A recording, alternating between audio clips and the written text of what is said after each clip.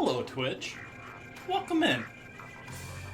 For anyone trying the word scramble there, conchile is pasta shaped like a conch shell.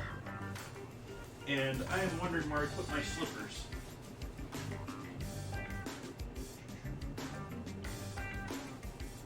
What the heck did I do with them?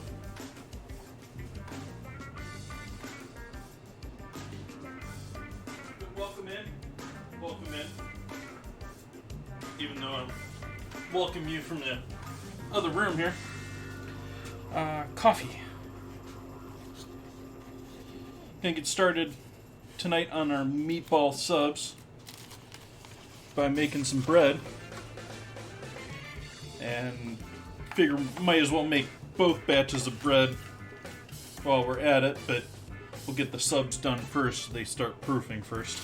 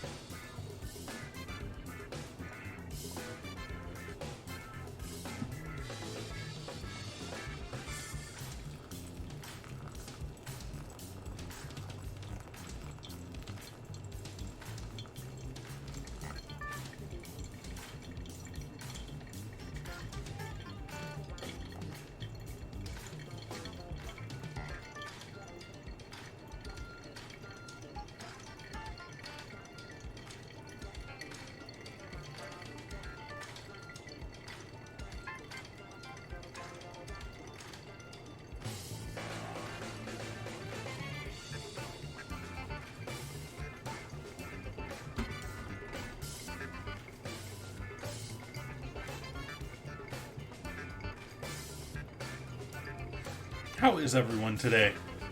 Hopefully everyone's had a good 24 hours since our last stream.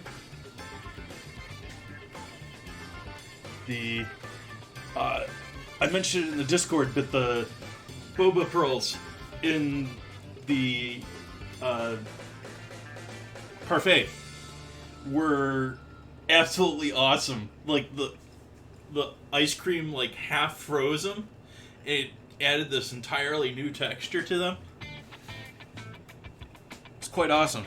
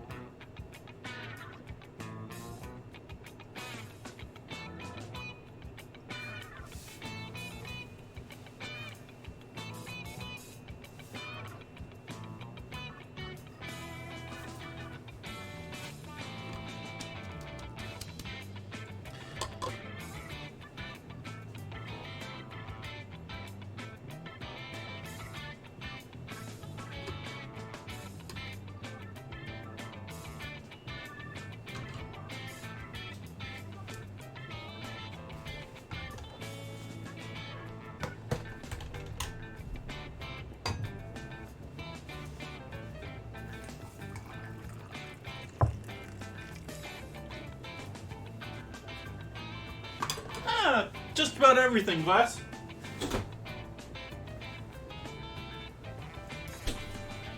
Just about everything. How about you?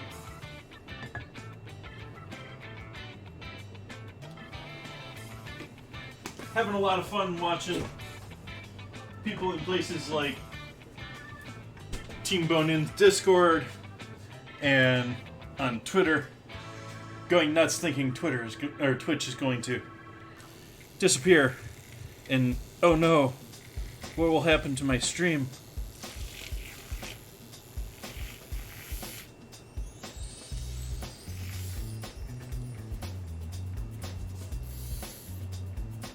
Quite entertaining from the perspective of someone that's actually had that happen already.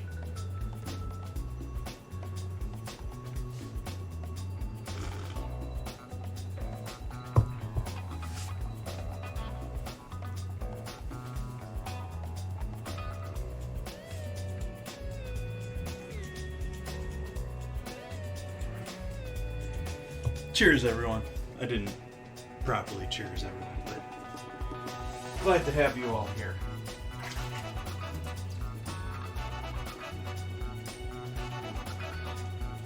I just dove in.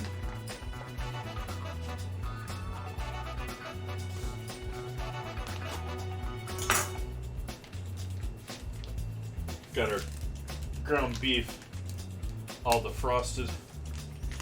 And the pork already sitting here on the counter.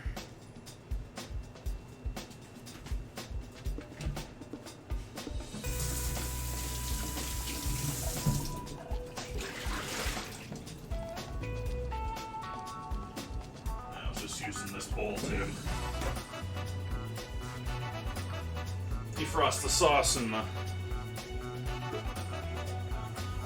beef. The sauce is going to have to be melted in a pan. But I at least got it loosened up from the sides this way.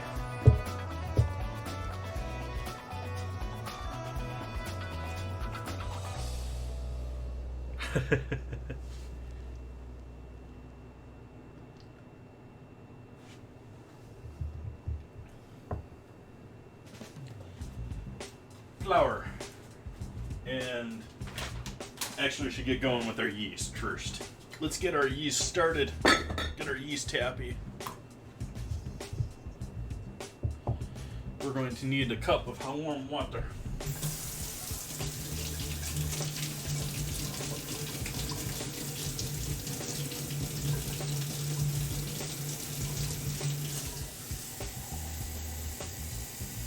So in other words, the hot is coming out of my tap here after it's already warmed up a bit. See where that is actually temp-wise. 104, just about perfect. And we're going to add a little bit of sugar to this.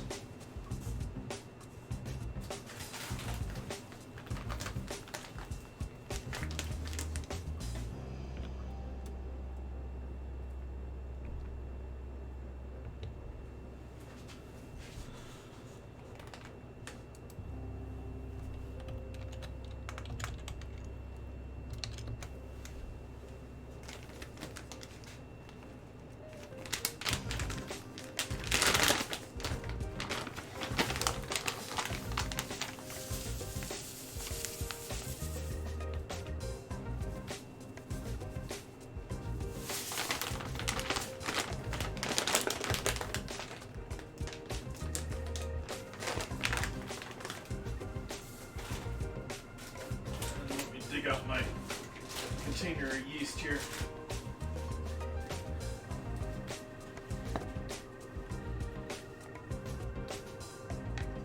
Wow, is that camera off?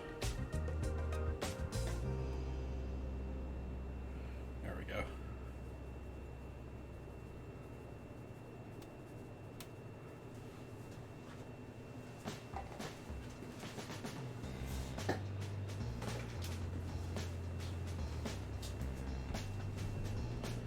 And I'm going to need to use a big spatula later, so I'll start with one now.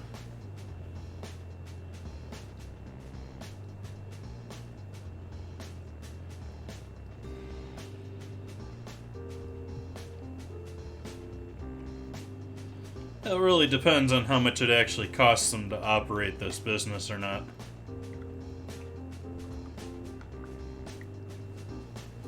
Give that a good stir up, make sure that sugar and yeast all get mixed up. Set that aside.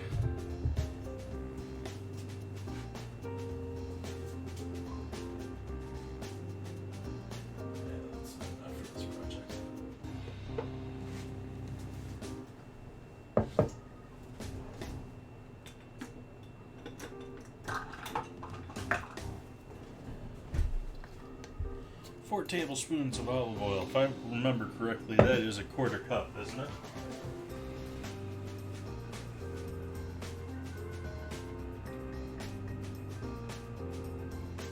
That it is.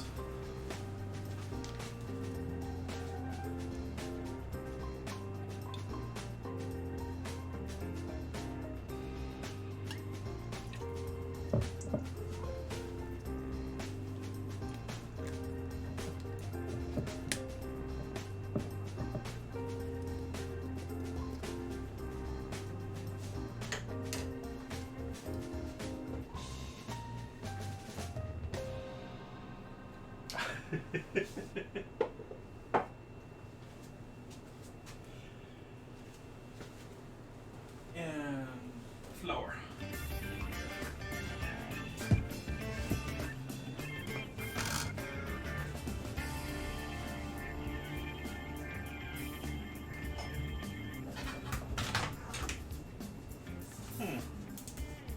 Where's my fine sieve? Oh, that fell down there.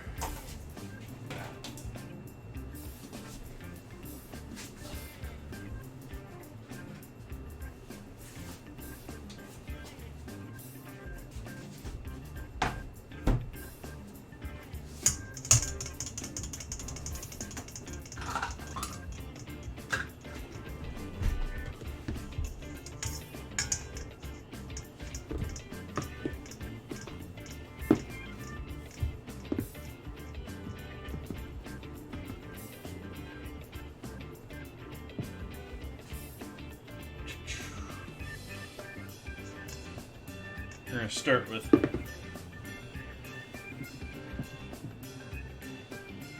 2 whole cups of flour.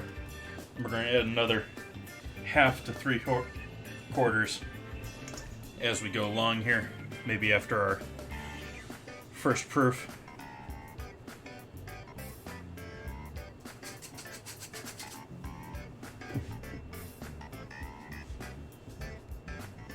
We'll wait for that another moment.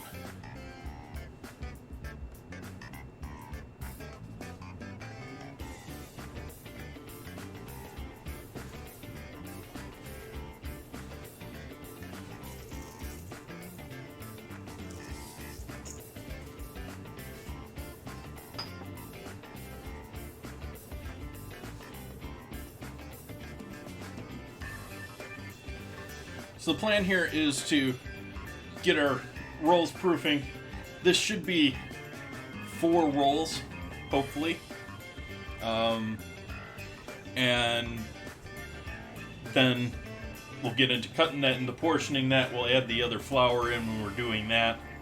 Use that as both the rolling flour and mix it in a little bit as we're proofing it. But there's going to be a little kneading here to do before we get into the first proof.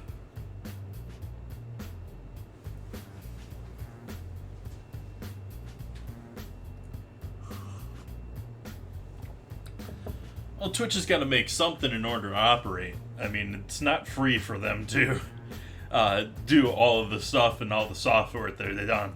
But at the same time, half of all subs, that's if, I mean, I'm figuring the contracted streamers have different setups there, but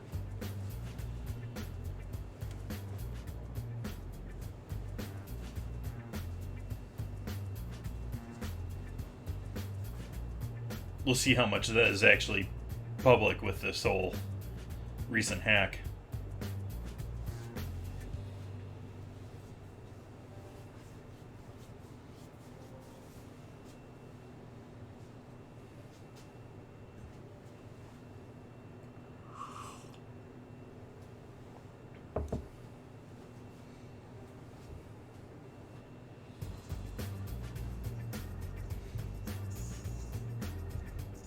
I think discarding would argue that he's a little bit more advanced than Connie, but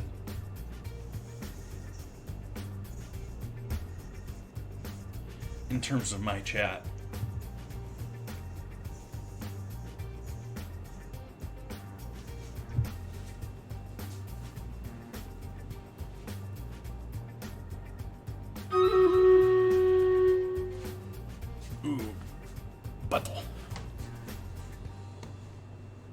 Me versus all.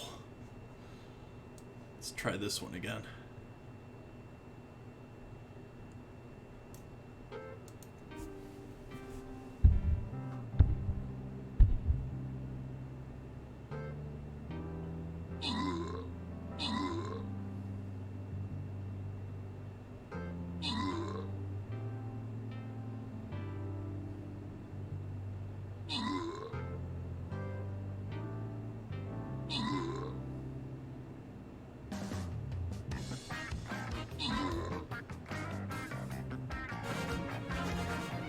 Soloed it.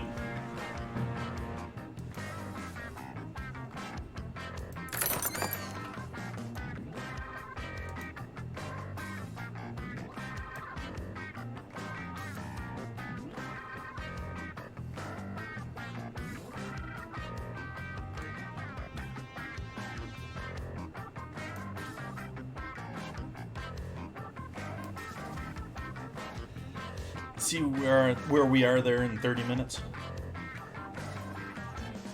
Alright, so we got our olive oil and flour lightly mixed here. We've got our yeast obviously happy in there.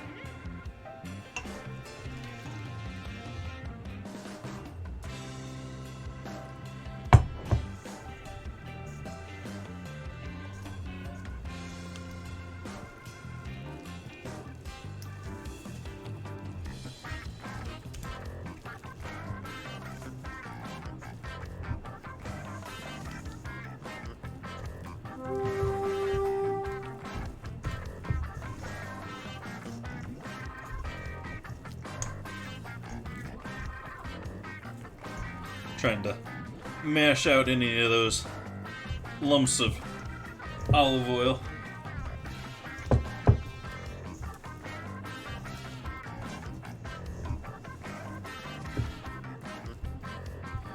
Also sort of doing some kneading action with my spatula here to get things started. This is very wet dough right now, so may have to add a bit more of that half cup in there.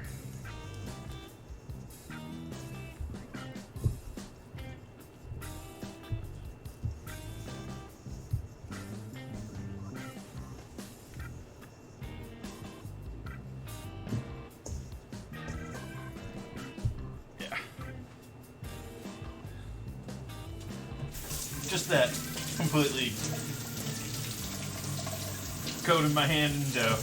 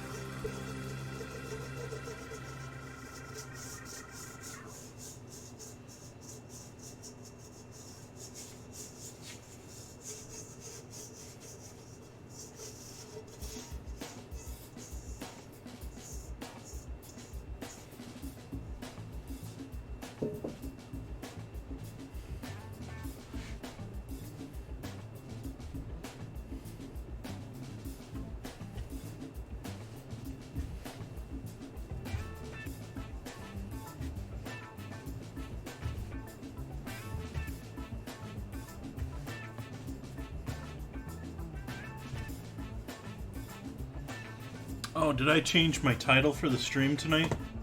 What is my title tonight? I didn't. Dope.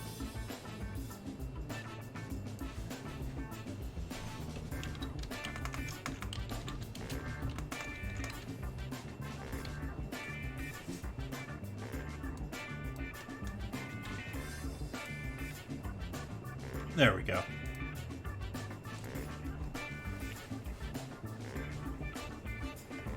Thank you, Entropy.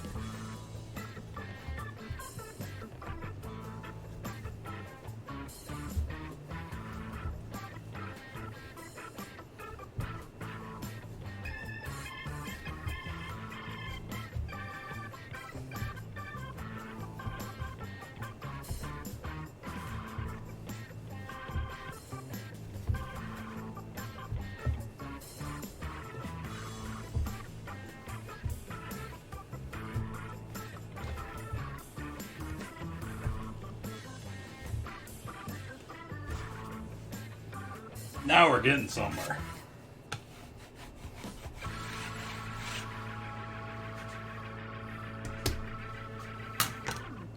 A little bit more kneading.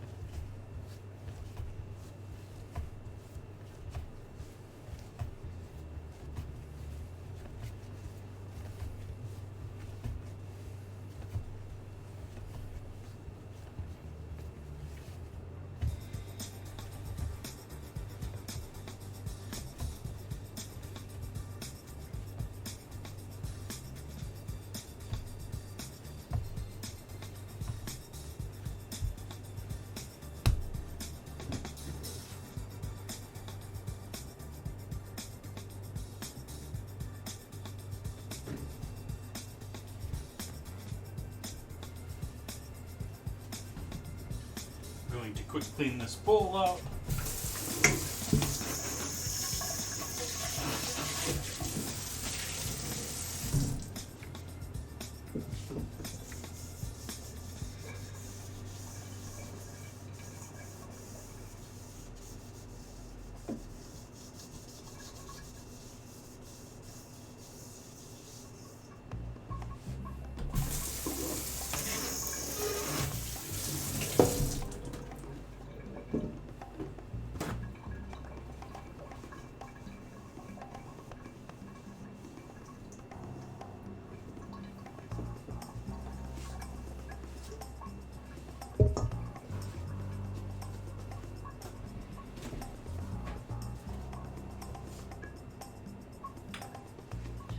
Give it a spritz of olive oil.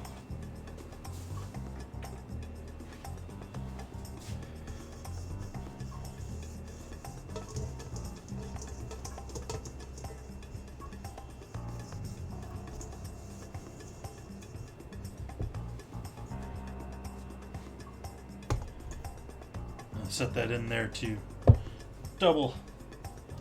And I'm going to give that a quick wrap in plastic wrap. Trap most of the moisture from leaving.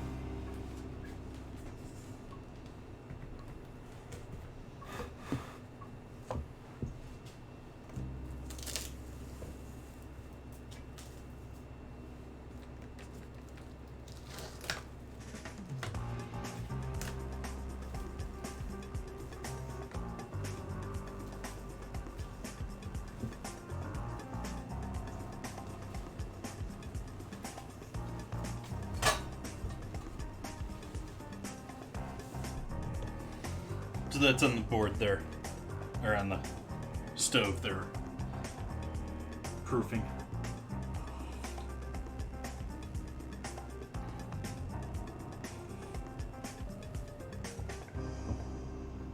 Now I have to look up the recipe for the no-knead pizza dough recipe, because we're going to set that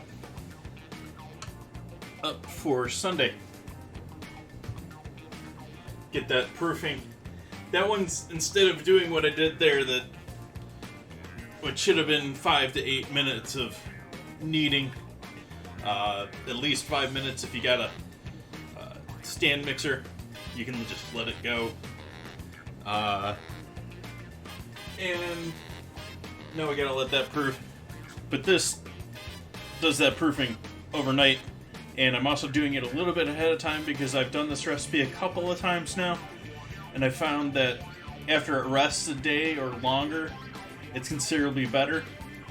And it also ferments a bit, and the flavor gets much more complex as you let it sit.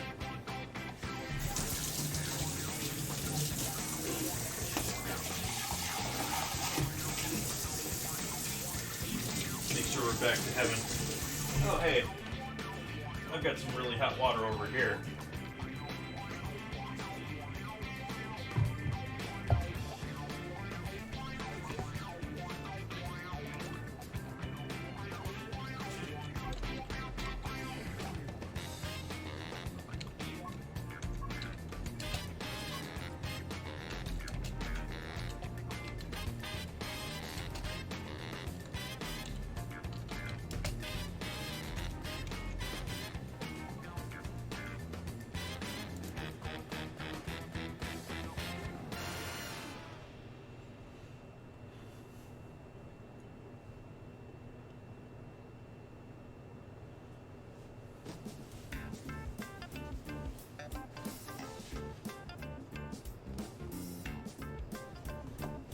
Okay. So this one I get to use a scale for. But let's get our water going here first. We need, again with the scale,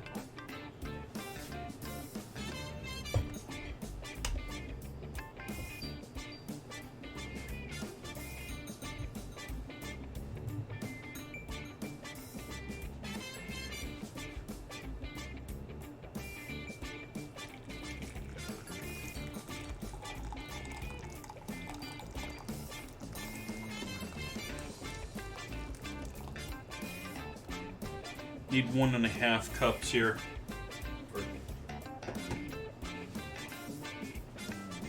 I'm going to mix boiling with tap water to cool it down.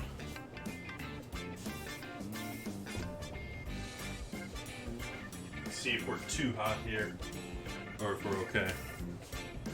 Oof. We'll let that sit a minute.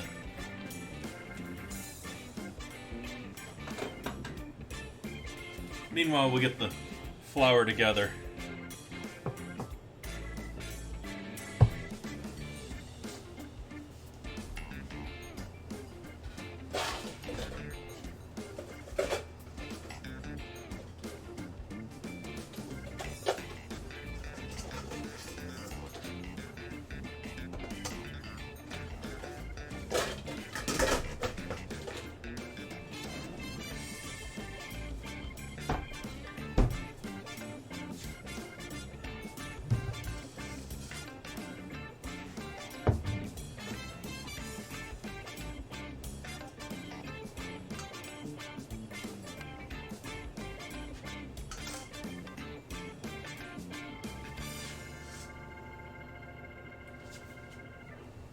And pizza flour.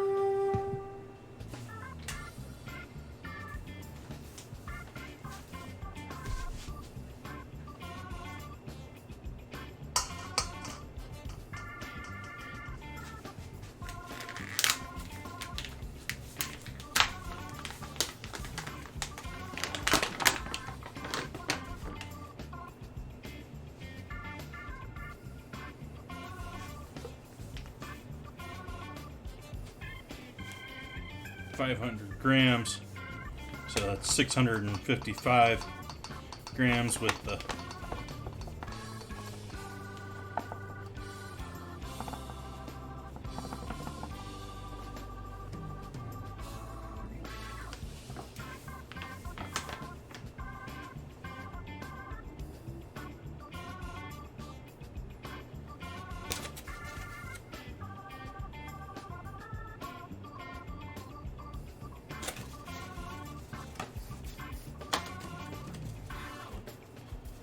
So when I'm done sifting this should be 500.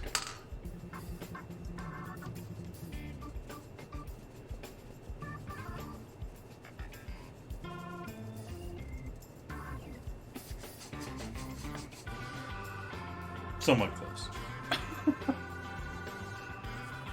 I'm even though this thing has 1/10 of a gram, I'm really doubting the scale's ability to even handle a gram in accuracy.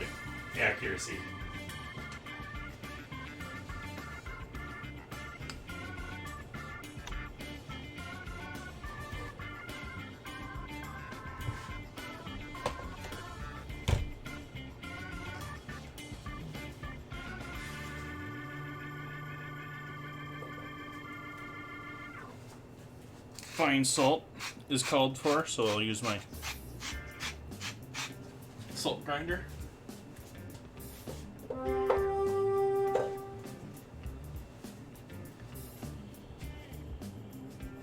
What's our water temp at now?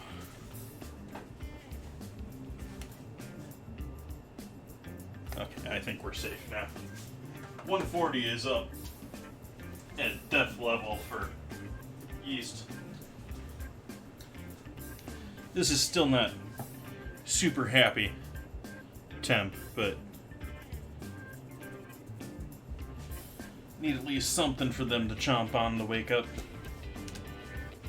No sugar in this recipe, so add a pinch of the flour.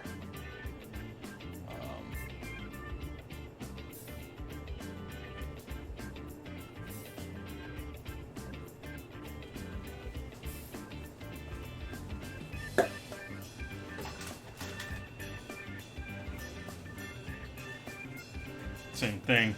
Give it a good stir up.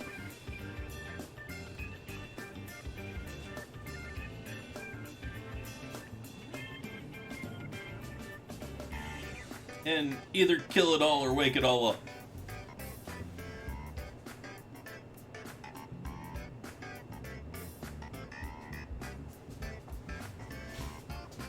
It's actually producing steam, that's why it's sort of foggy looking.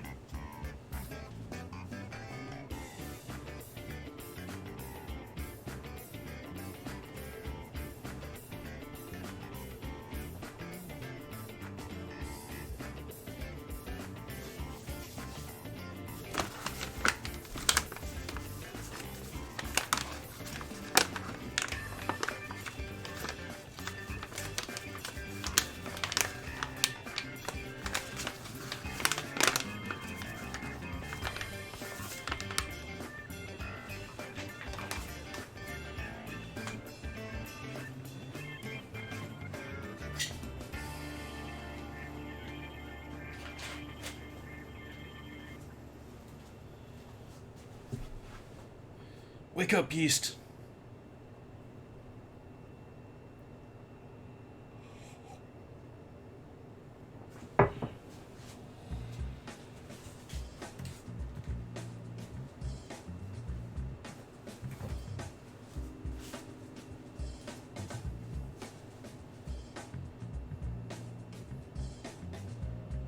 Another 6 minutes until our next Dream Raiders battle. Looks like we got some help. Nice.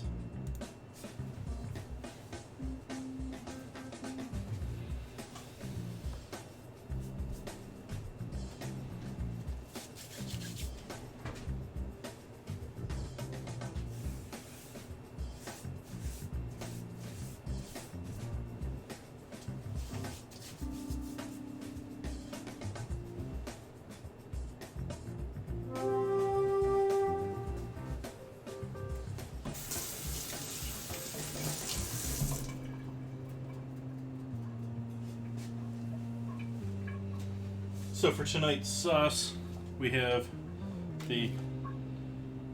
still frozen, but tomato sauce that was made a while ago. But I remember doing that on stream. That was maybe early this spring.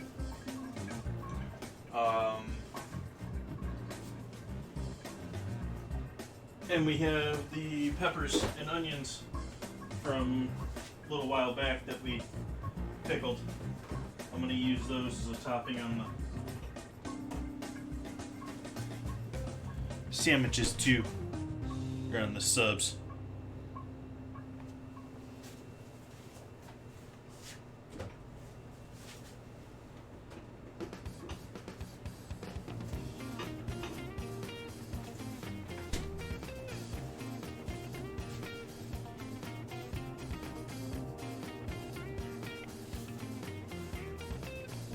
Wake up, yeast. See a couple of bubbles.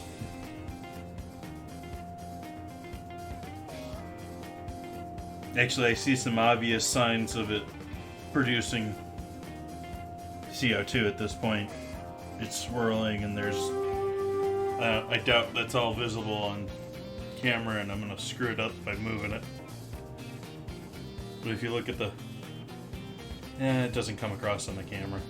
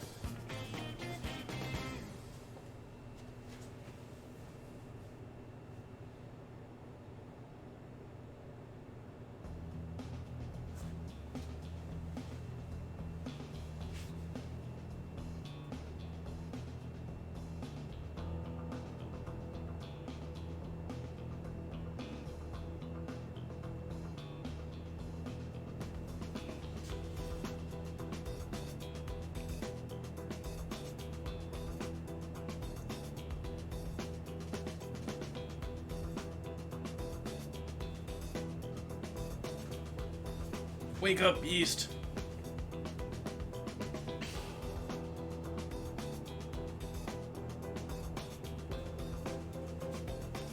Don't really want to get started with anything else before we get this wrapped up. That way we have all the flour, for the most part, until we get into our second kneading period, all out of the way, so we can do the meatballs.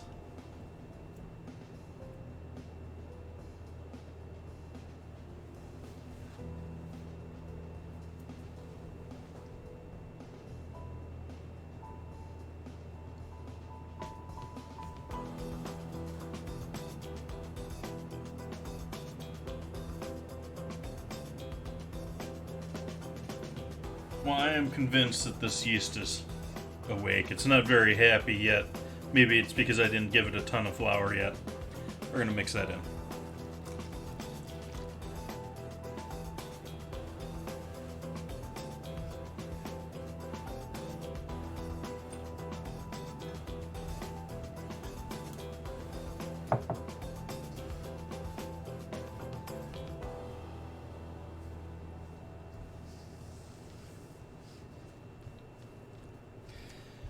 In this, we're just looking to have a slack dough. We're just looking to have it mixed together in a blob. Not really looking to... I'm doing much the same as I did last time and purposely kneading a bit as I use my spatula in here, but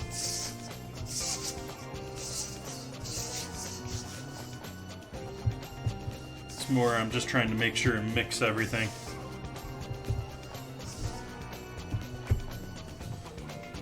There is enough moisture in this dough that it should be pretty wet by the time we get there.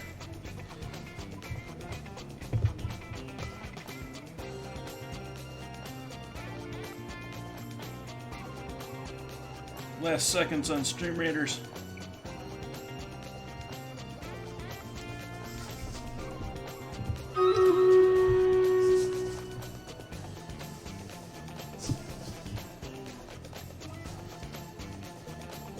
Make sure we get everything up off of the pan here.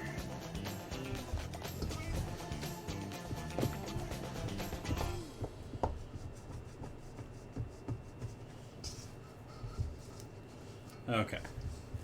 And then like the other one, I'm going to wrap that with plastic wrap. And we're going to forget about this until tomorrow. Or at least I'm going to forget about this until tomorrow. I'll throw some photos up on, say, Discord and maybe Twitter.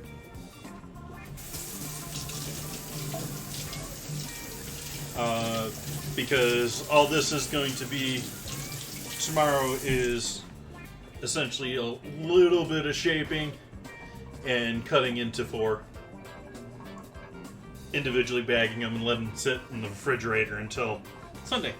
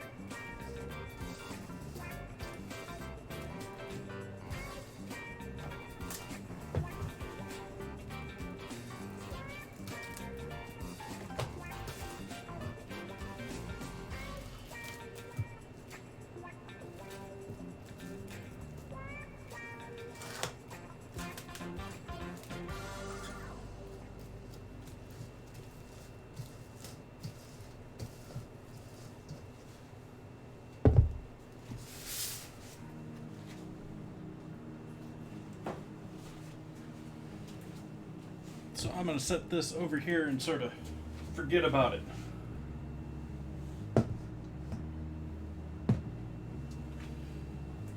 Let's get my cutting board cleaned of flour here.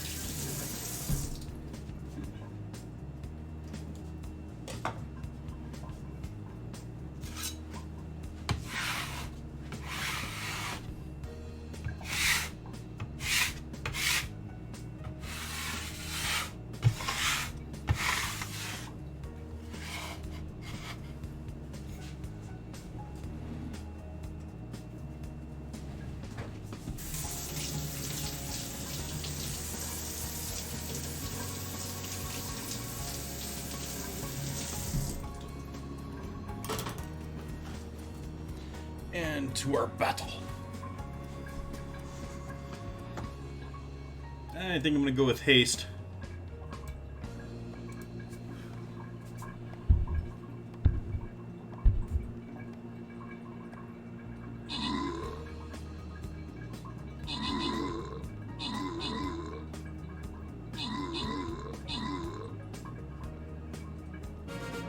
Victory. They should be getting those kills. And the scroll.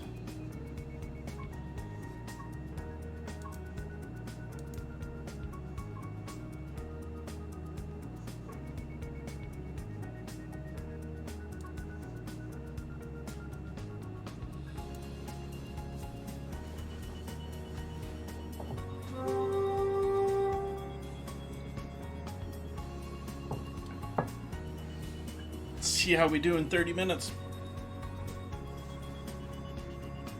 Okay, we got most of the flour off here. Enough that I don't have to worry about it with next project, which is a little garlic. Need to buy some garlic soon. And we're out of garlic season now.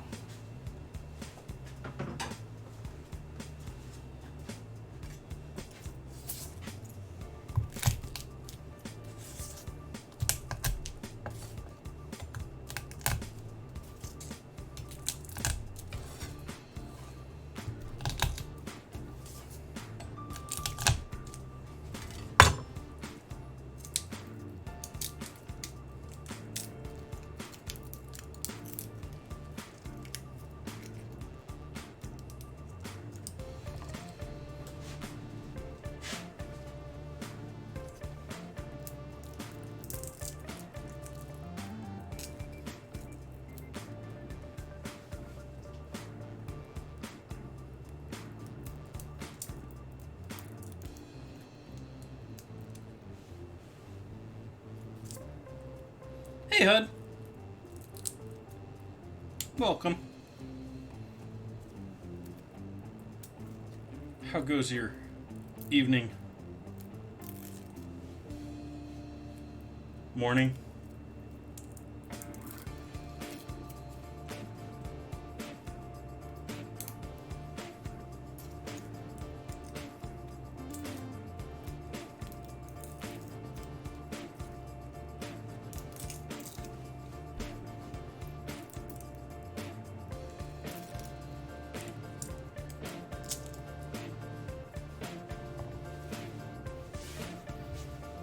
Yeah, sort of once I learned that crushing garlic helps with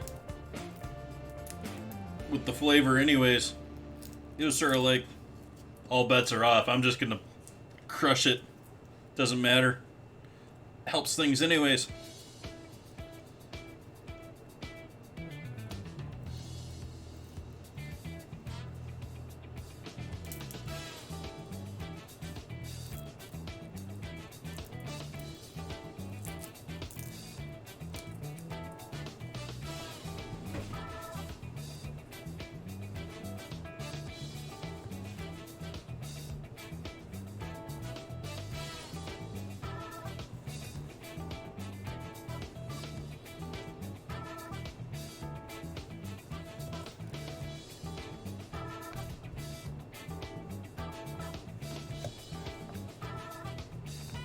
Gonna take a moment here cutting all this garlic because we gotta chop it up a bit finer than usual for putting in these meatballs.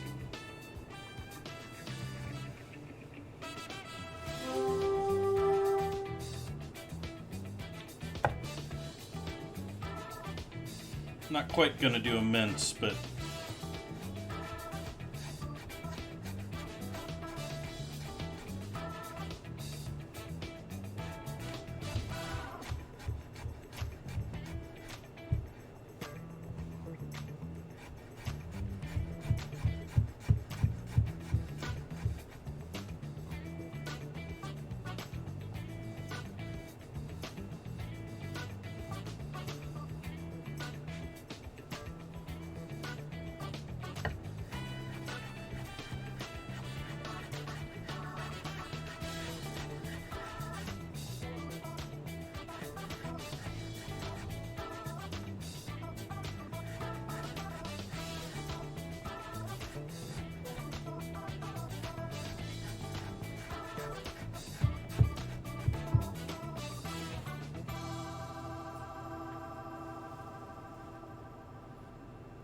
yep, Spark, it's a pain. It starts getting sticky once you get what the liquids are from it on your hands. If you're doing a large amount, like you're doing like a couple of heads of garlic, one, I don't do this on stream because it's noisy, really noisy. But if you have two steel flat-bottomed bowls and turn them inverted, you break it down into the individual cloves just by giving them a quick smash, and then just go nuts with it, clang it, destroy your ears with it. It'll all break it down just to the cloves and paper.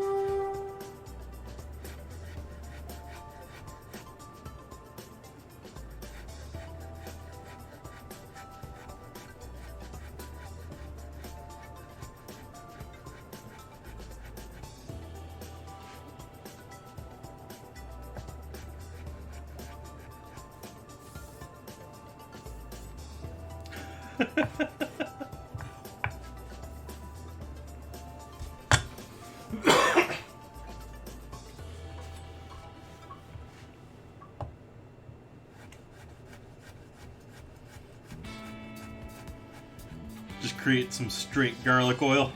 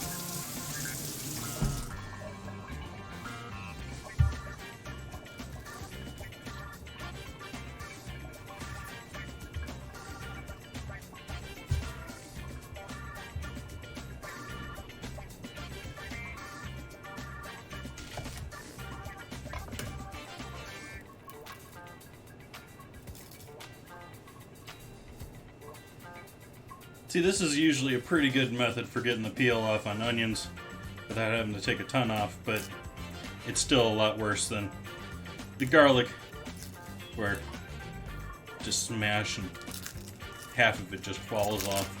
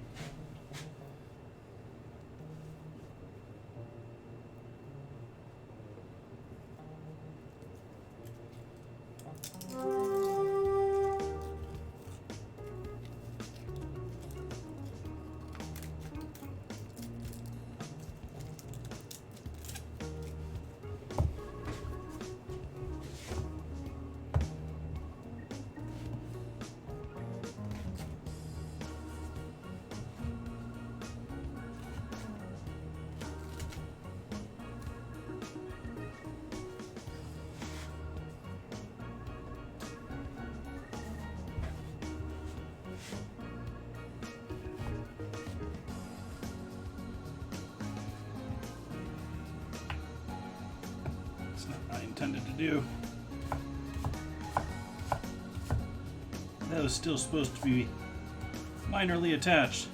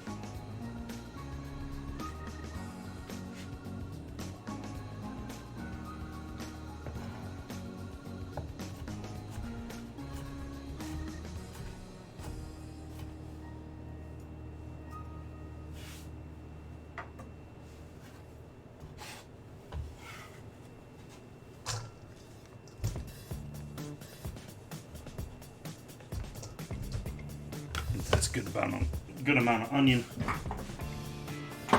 Though I do want a little bit more onion flavor, so I'll add a bit of onion powder.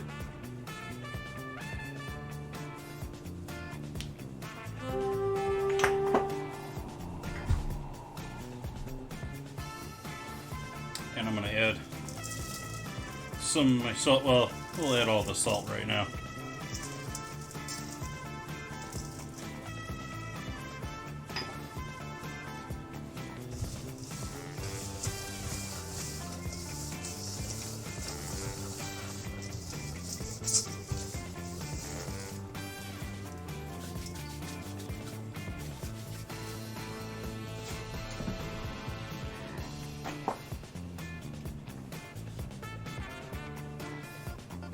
A little cayenne for a little heat.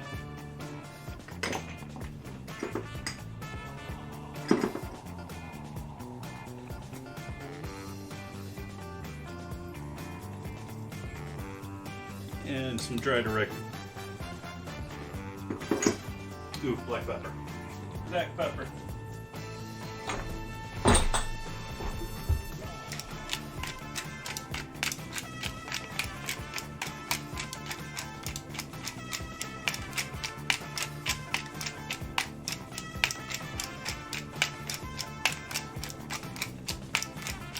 Glad my watch now thinks I'm keeping active.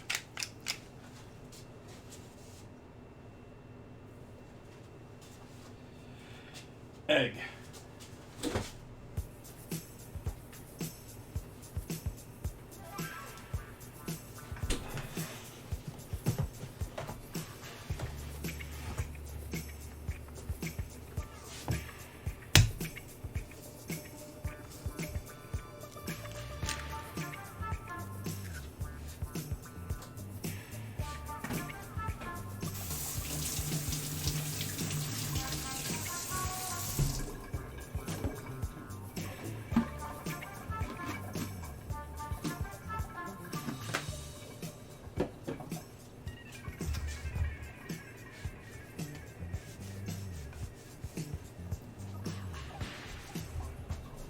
Got a little bit of egg white on my cutting board there, cracking the egg, so want to make sure and clean that up before we move forward.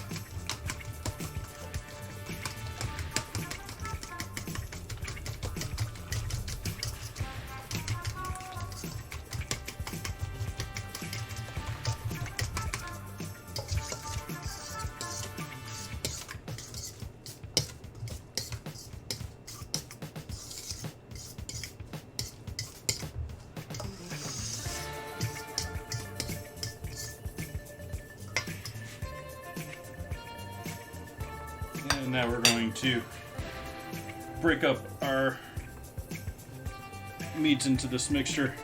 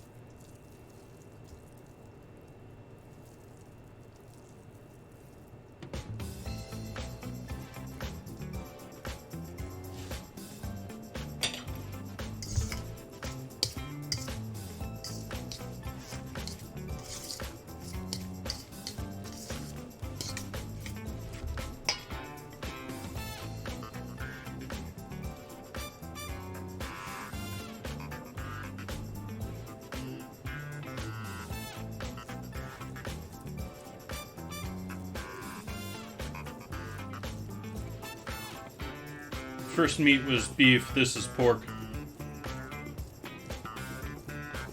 Doing 2 times pork, 1 time beef.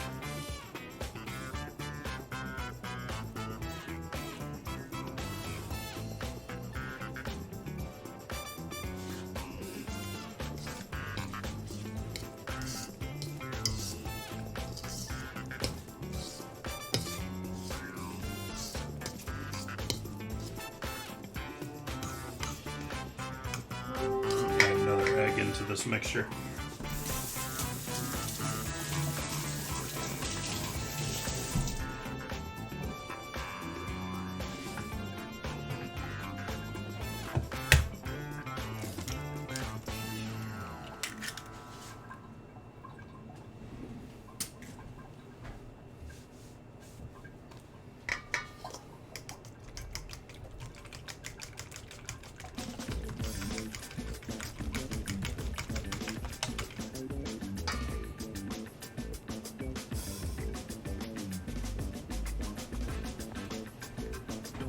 Almost mixed that piece of shell into my meatballs there.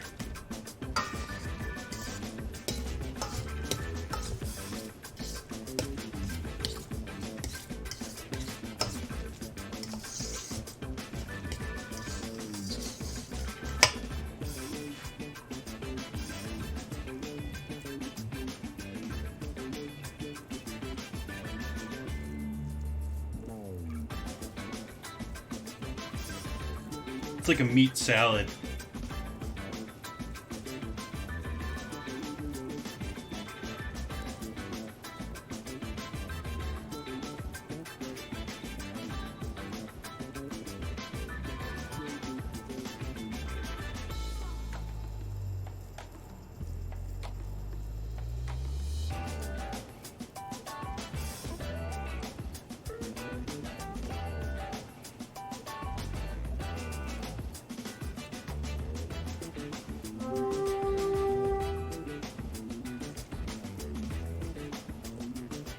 £3.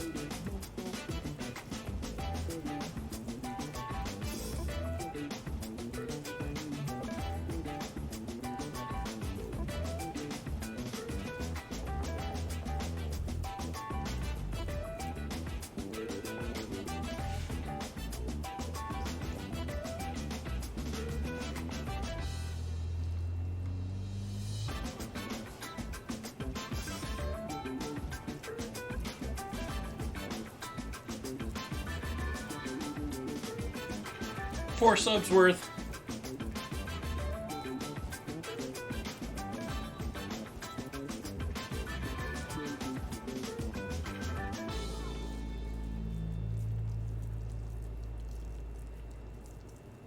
Maybe a few extra, I don't know.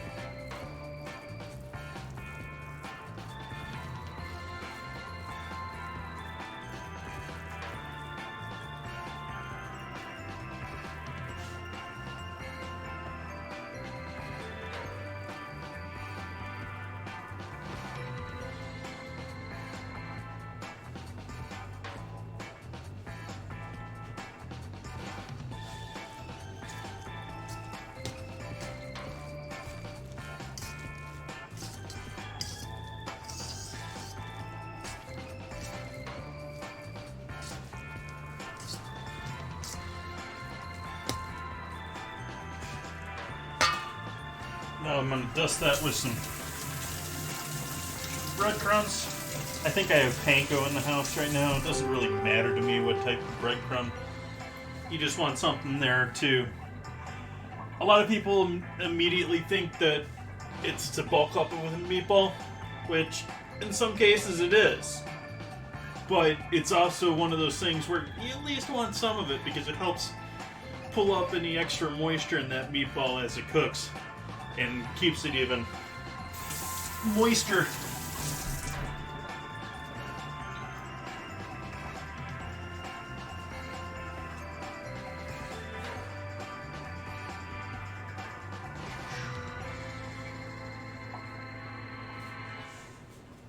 much like that egg yolk, or that egg, is a bunch of moisture.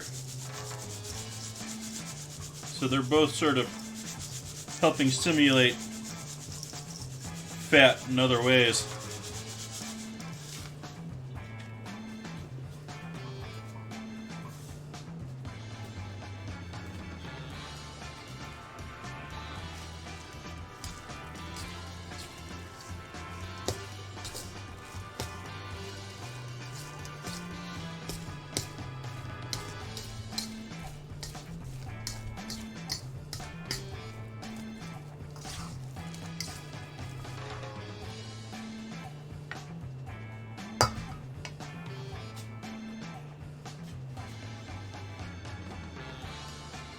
Dough is rising nicely.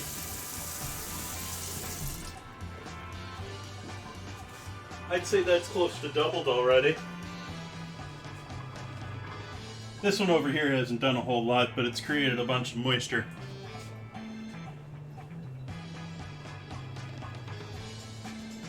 Okay.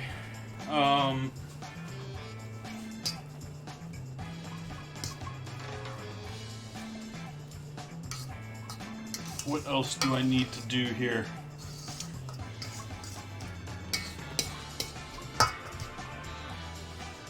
I could add some Worcestershire, could add a little fish sauce. There are some things you could add in here to, or a little soy sauce.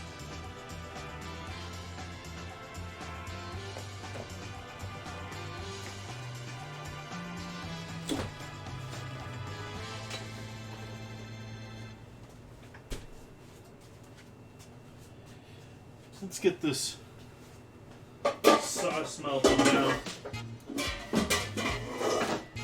We need both of these pots tonight.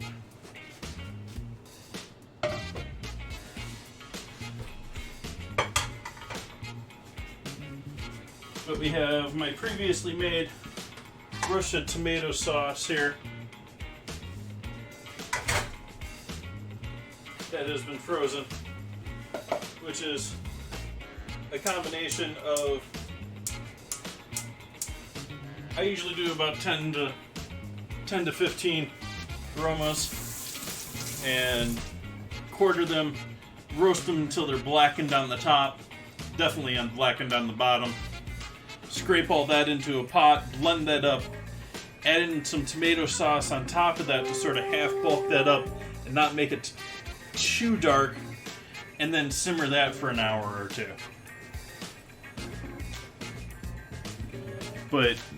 And so that's pretty much what probably was followed here, along with some onions and other stuff and garlic in the blending.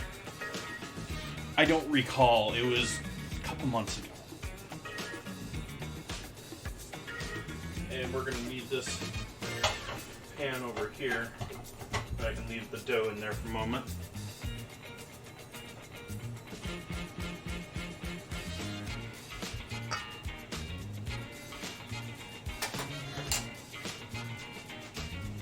And actually, do I want to get frying with this? No, I don't want to yet. Let's go back to bread.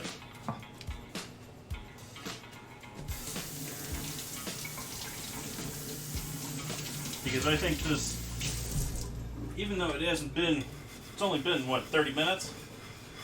An hour?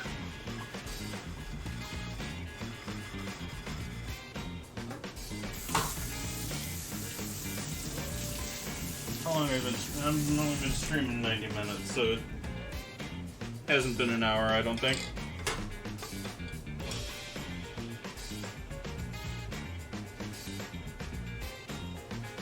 But I think that is probably ready to cut and shape.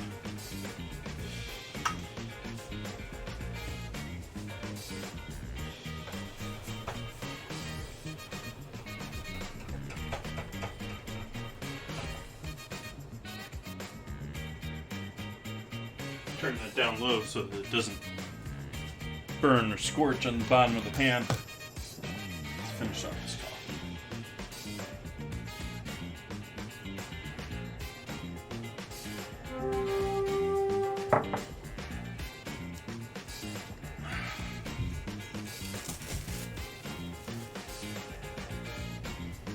Now for the fun part.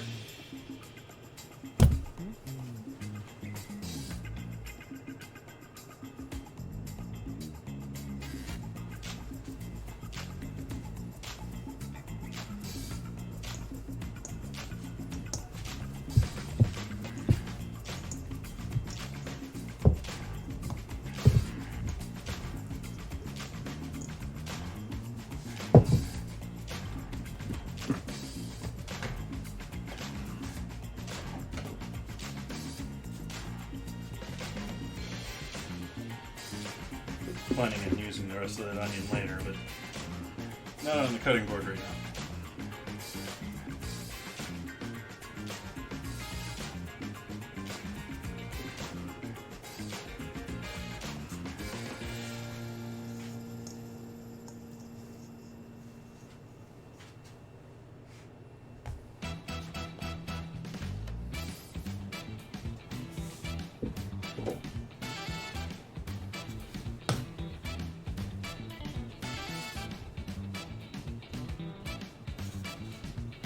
So I'm guessing that's about one right there.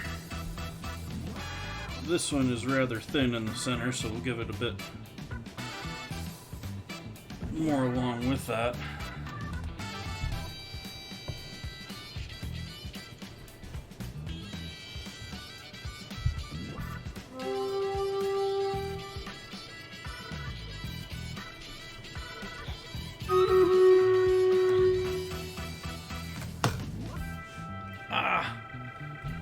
Battle. I am in Sonoma County, California, so I am about 90 minutes north of San Fran. Let's do our battle.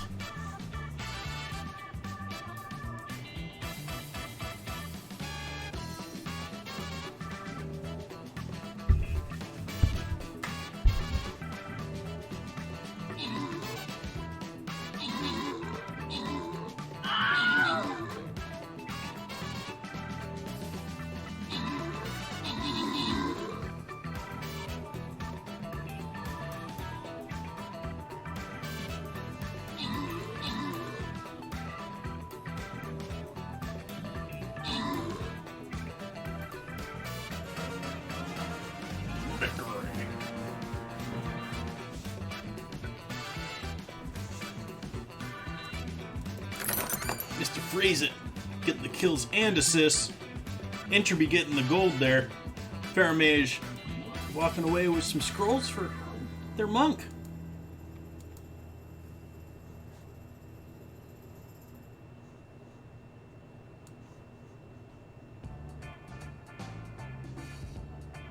I don't know how fast they can go over these. I think it's sort of delayed. I think it may be quicker. Out this way.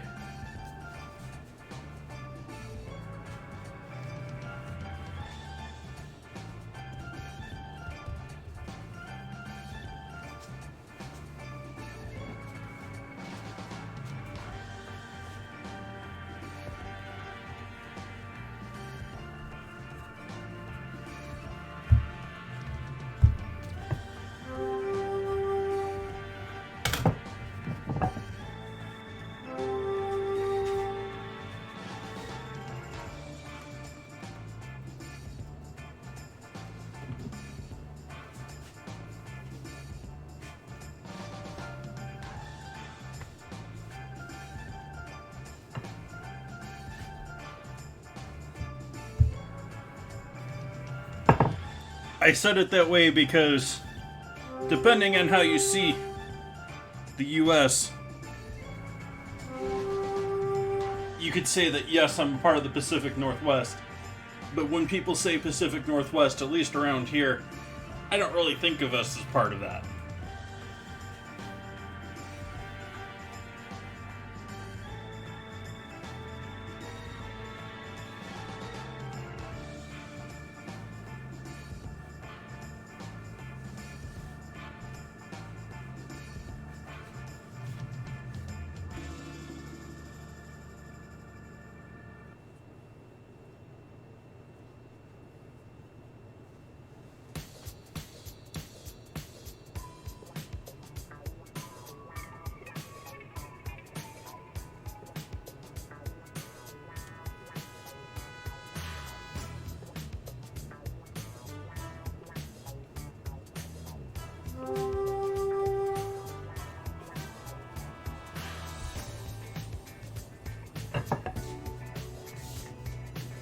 Now we need a cutting board or a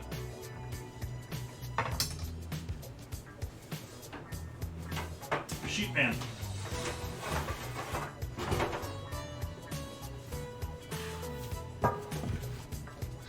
Parchment.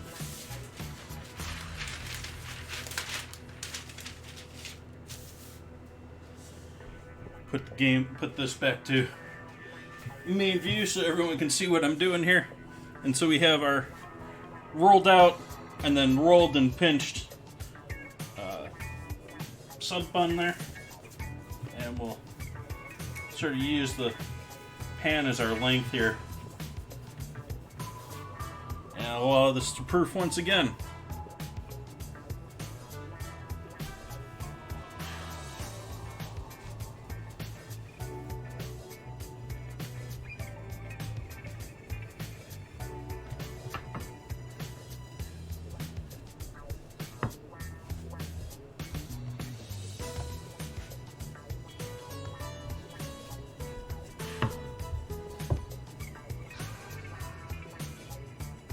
Onion.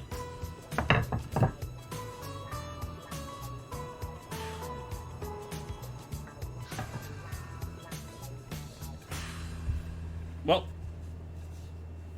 completely unfamiliar with who Chris Funk is off the top of my head.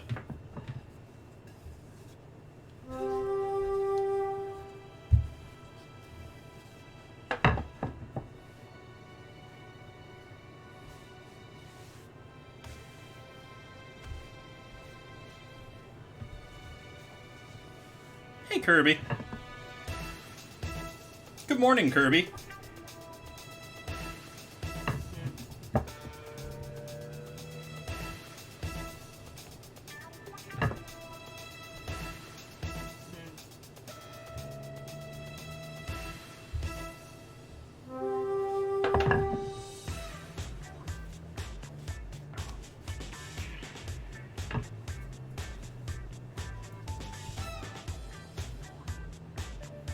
Where's all this onion coming from?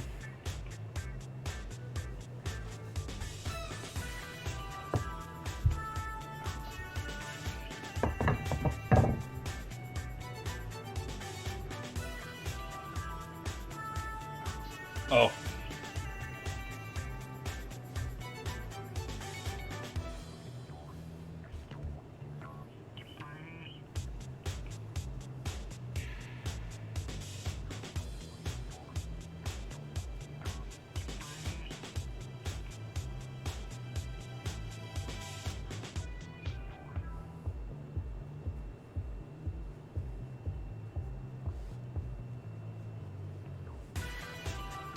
Pretty good so far, Kirby.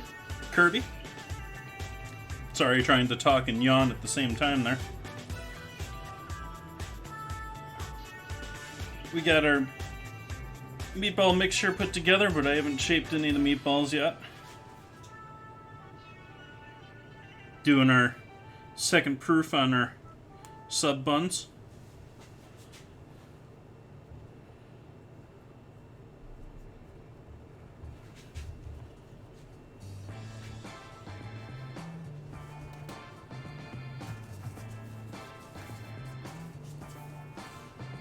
Don't have one of those fancy I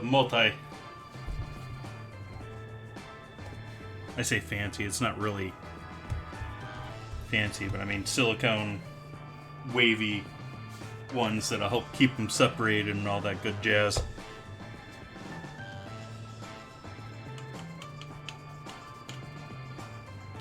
How you been, Kirby? I noticed you wanting a new project on Instagram the other day.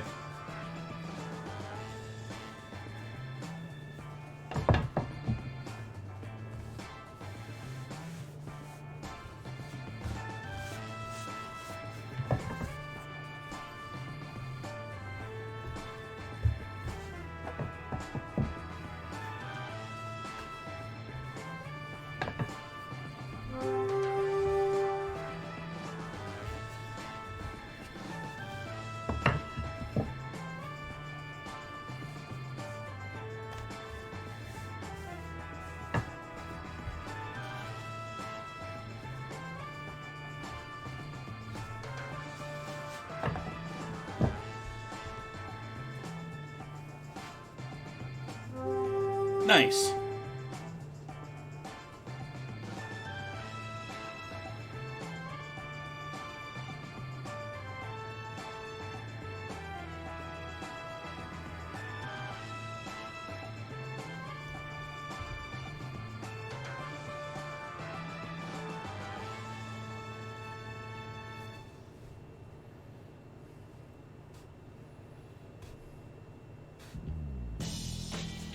I've only seen them once or twice myself.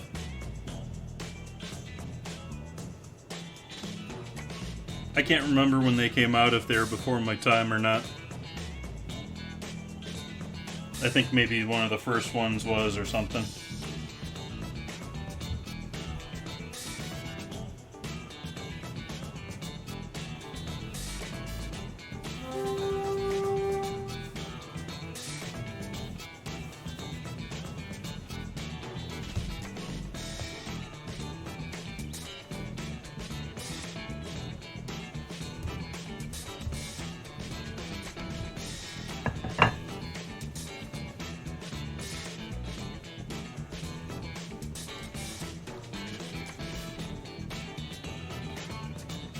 Okay, maybe not too young for me, but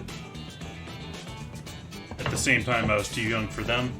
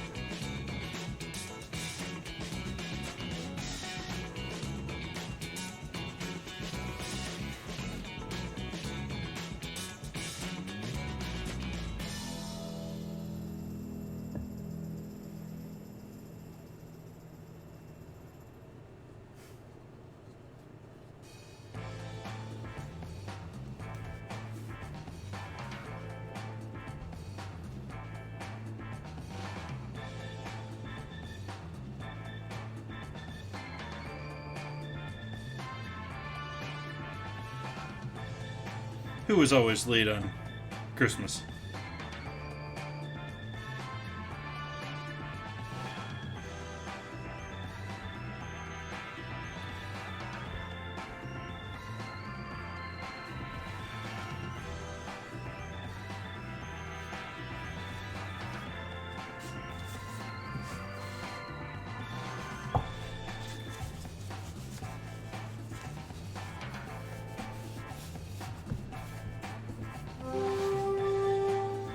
So you'll notice here as we go along, this one's already started proofing a little bit. It's a little bit larger.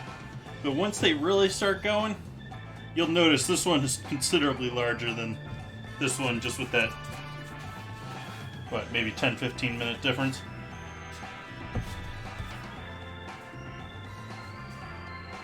I think we're done with you for tonight. Famous last words.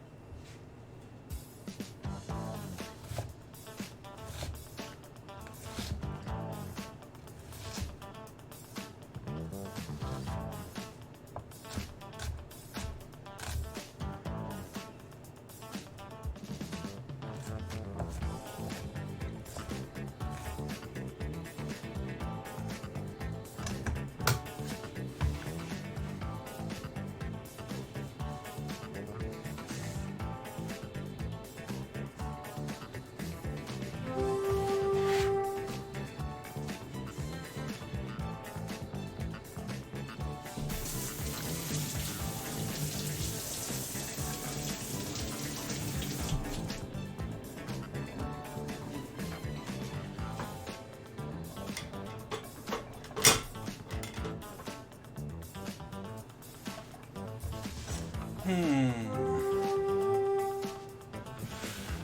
gonna lay. Well, even that might stick. I was gonna put another piece of parchment over the top of these, but even that might stick to the top of these.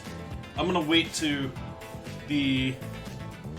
I'm gonna add some herb spices and some Parmesan cheese to the top of these, but I'm gonna do that after we've gotten them most of the way baked. Just sort of finishing them off in the oven.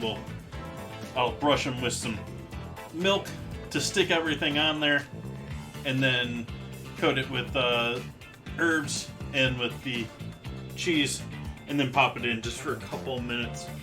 Melt it. But I'm going to let those sit out and continue to proof. Those need another hour or so before we bake them.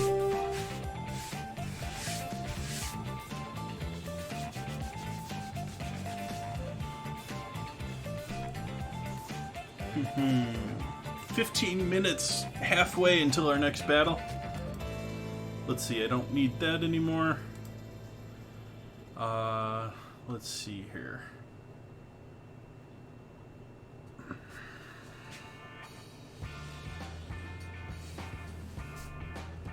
Stretch my back and then cramp my stomach at the same time.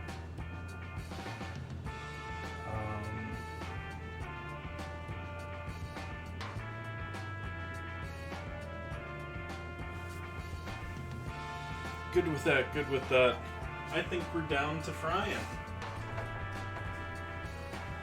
So we need to form some meatballs. Use another, I'm gonna use my hotel pan here. Actually, that worked. Those are gonna be so small. A little too small. I was thinking of using my handy dandy scoop, portion scoop, but I want a little bit larger than that.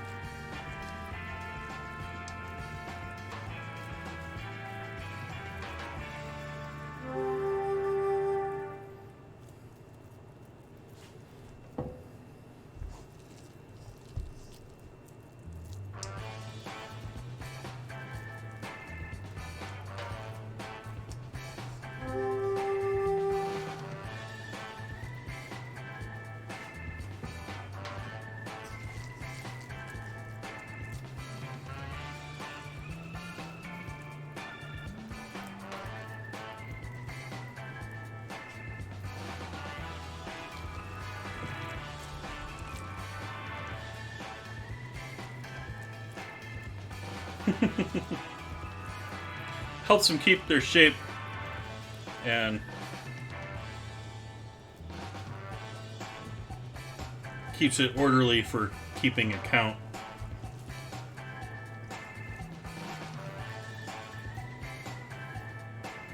One of the first things you learn when you get into, I'm not saying you haven't learned this already, but one of the first things that gets drilled into your head when you're doing things in a commercial kitchen or especially in like a banquets situation where you need to know how much of stuff you have, and really quickly you learn to put things orderly in pans.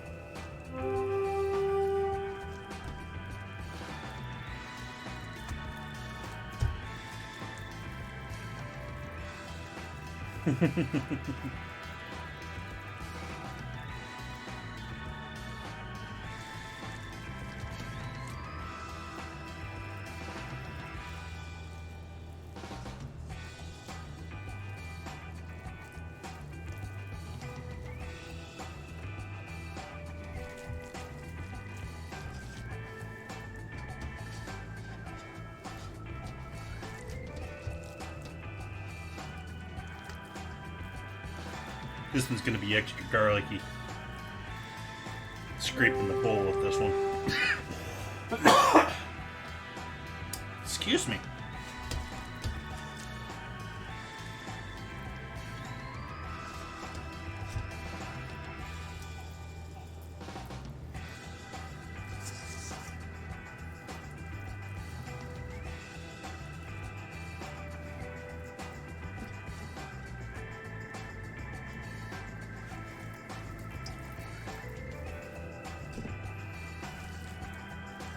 Not quite a full pan.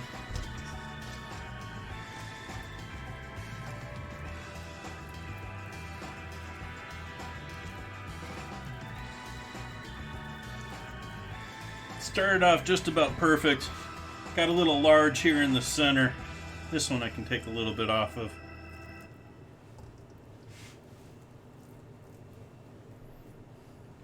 This one still seems large. Doesn't really matter. I washed my hands before I finished doing the last one. Now we're really scraping the bowl.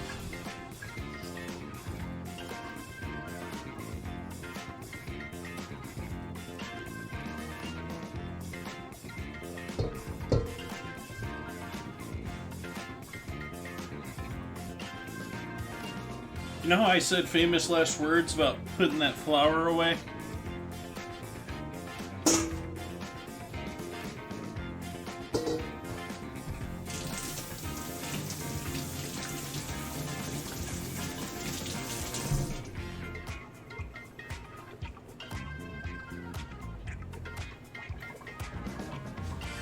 Let's start warming up a little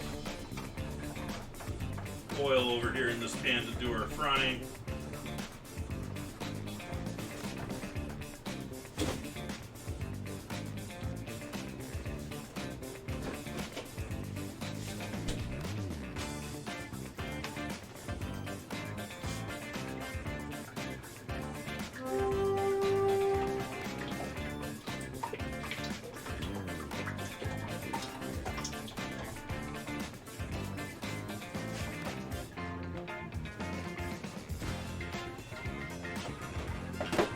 Enough to at least go halfway up the meatball and probably closer to almost 3/4 of the way. Take the meat off of our vegetable board.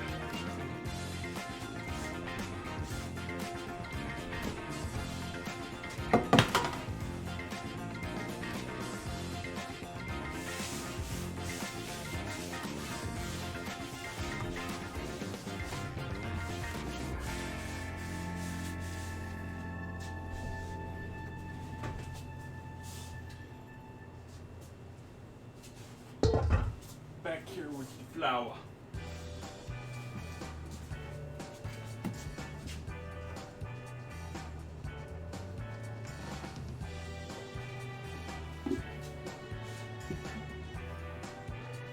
Done with the flour as far as the dough is concerned. But for the meatballs,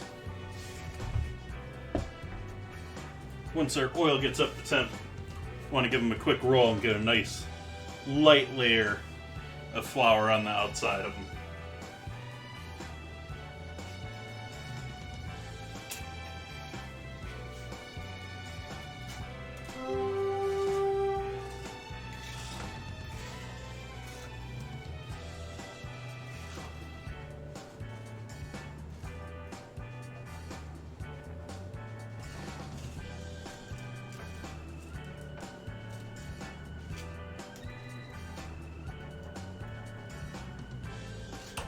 Oops.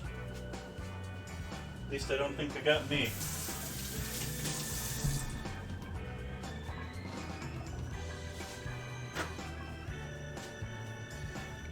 Oopsies.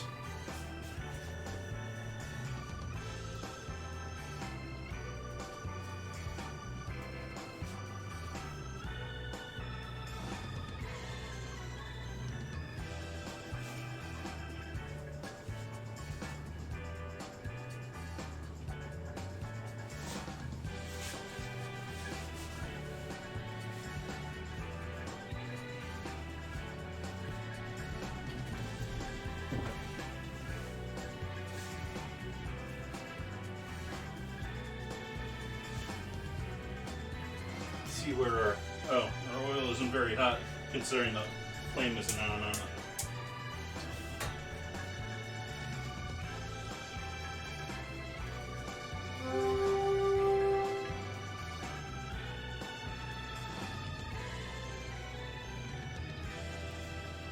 Let's crack open this bottle of wine. This is a bottle that I have had. This is a cheapie. This is a 8-bucker.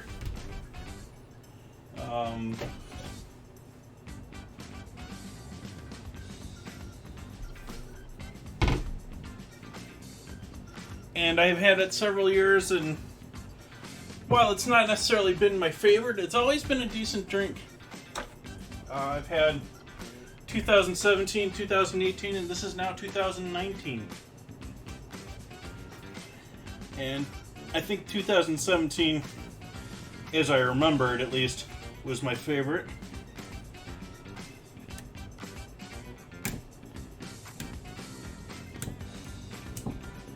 Obviously, the plants go through different growth, go through different changes, and so they don't exactly taste the same every year to year either, which is why the whole vintages thing is a thing.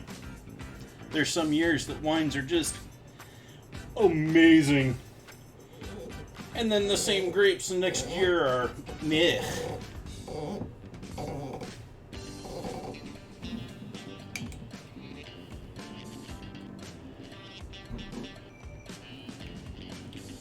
Oh, come on, catch.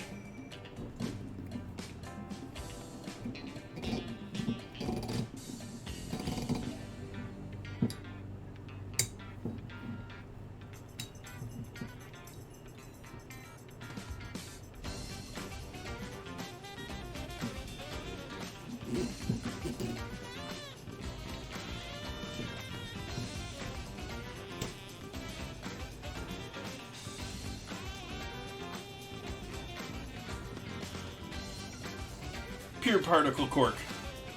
Really fine particle cork. So, branded, they at least took the time to put a branding on it because they've been around. But, otherwise, about the cheapest you go while still being cork. Or at least some percentage cork.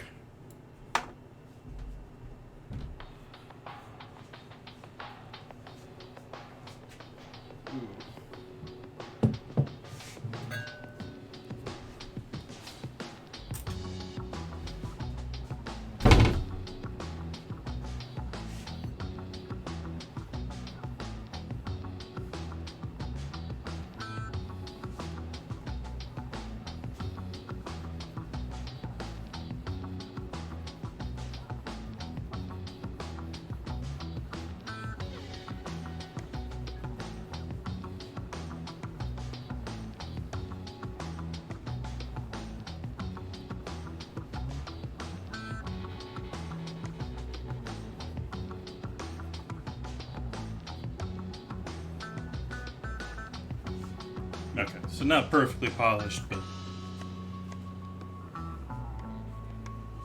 water in my house likes to leave marks on glass.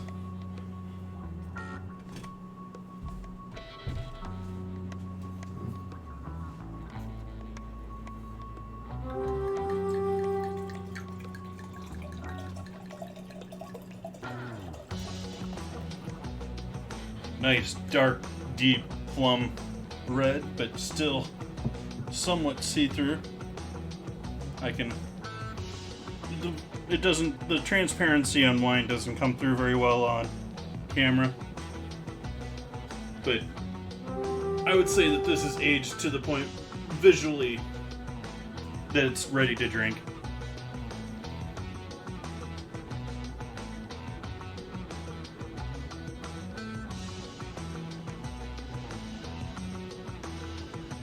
It's nice wine. Peppery, perhaps a bit almost leathery, with a lot of jammy fruit, but very spicy at the both jammy fruit but very spicy at the same time.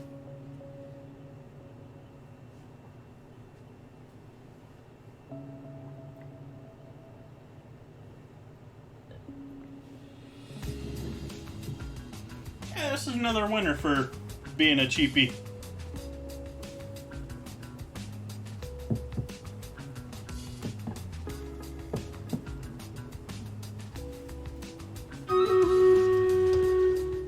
Battle. Let us go to battle.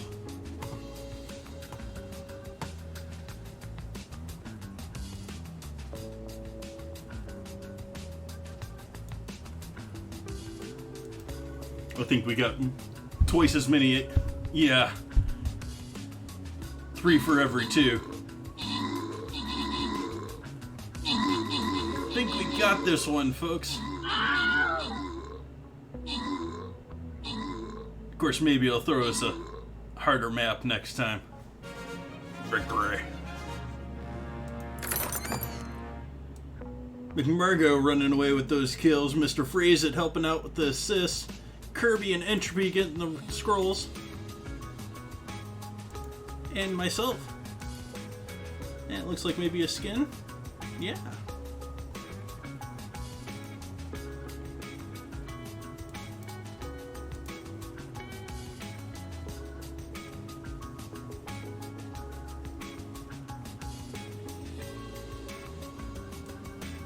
Now think about that fight and the idea that you want an overwhelming force in war, and they talk about like the Iraq War and stuff like that, and it being a 10-to-1 ratio sort of a thing. Imagine a 10-to-1 ratio with this.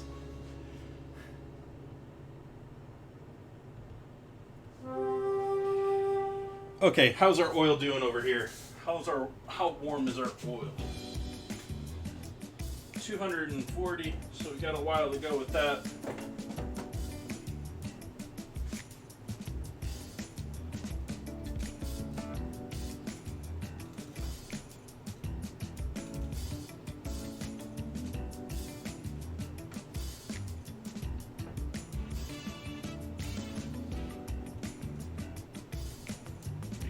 Stuck on the bottom here. Still have a little bit of a frozen hockey puck here, but it's getting small and quick.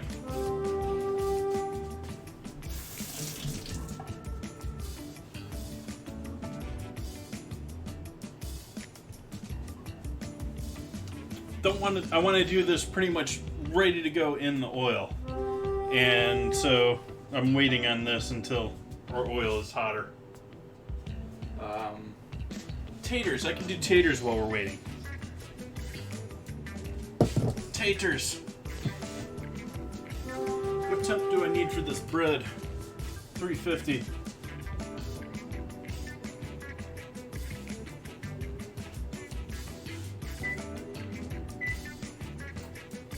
I'm going to want that considerably hotter for my potatoes.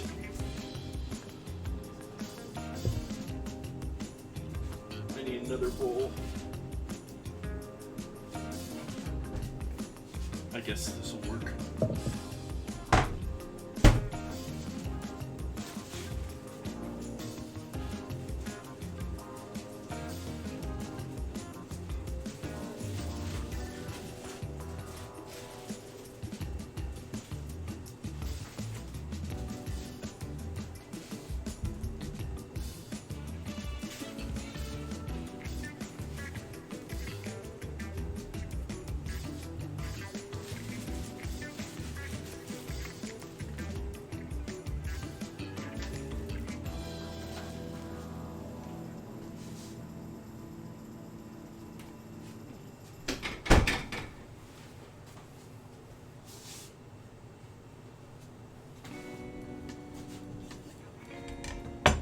Hey, Miss Lisa Face, welcome in. Welcome, welcome.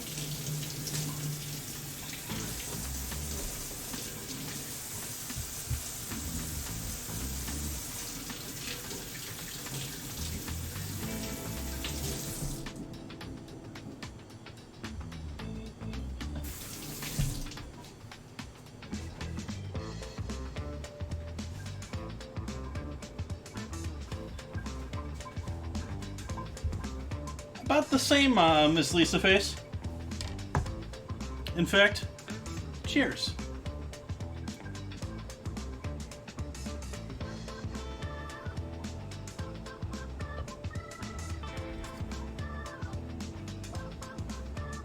Ooh, how big do I want to go with these? Let's go larger.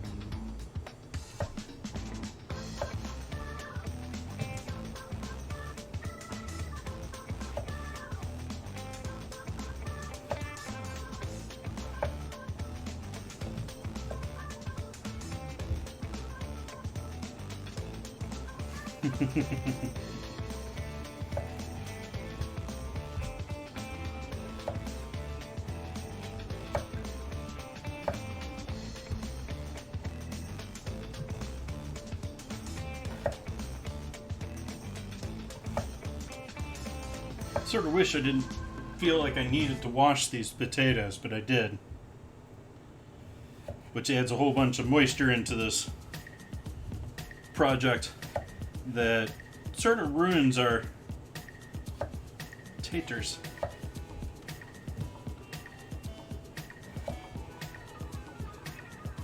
So if you have a chance to rinse your taters ahead of time. These are just regular russets right now, but we're going to toss them in a whole bunch of oil and pepper and garlic seasoning, and then just bake them off. But we're going to have to bake them after the bread because the bread needs to bake at a lower temp. How's our oil looking? That's on a pretty high flame. I want to make sure we're not shooting up too high. We're getting there quick. It's about 3:30 now. Need to wipe off the board here. Get some of that water and potato starch off of here.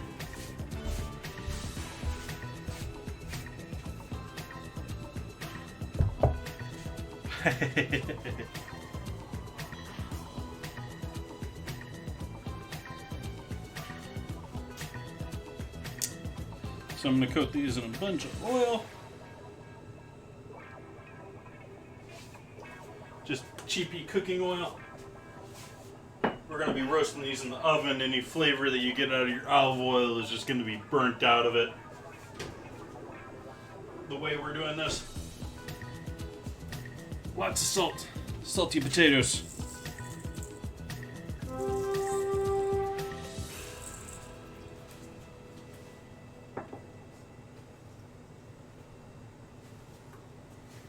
MSG.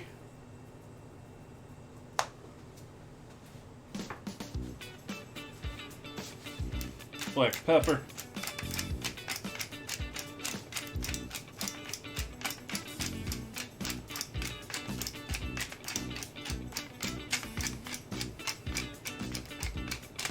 Yeah, those are pretty tasty, by the way. I recommend giving that a shot if you want to spend all that time making them.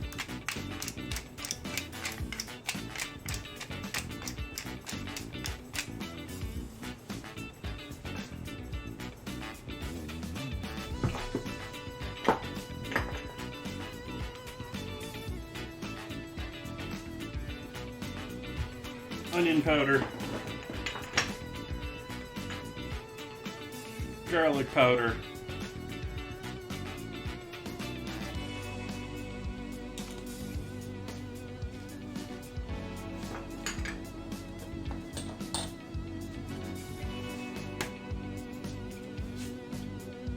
mustard, powdered mustard,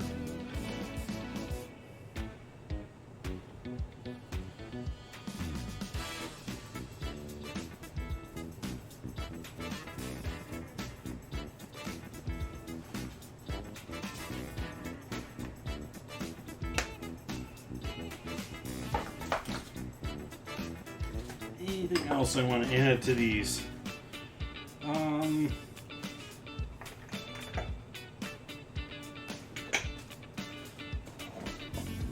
Little Italian herbage.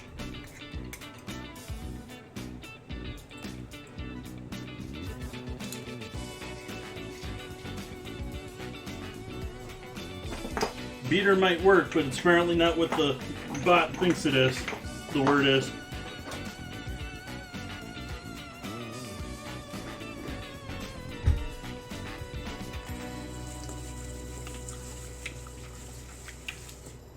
I'll make sure and get these all coated. All lots of oil and seasoning and salt on all of them.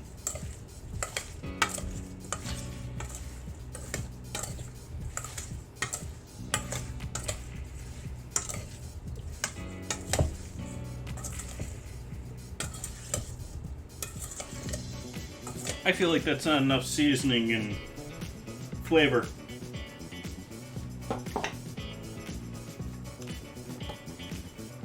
Hey Neo Realms, welcome in. Add some ancho chili powder.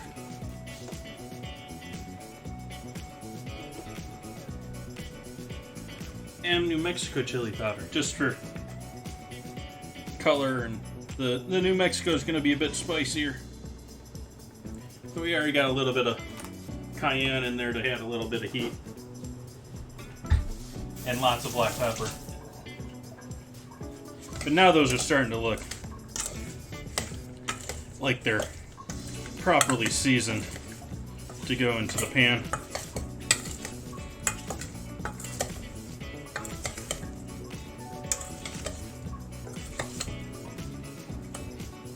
So those are ready to go in our bread,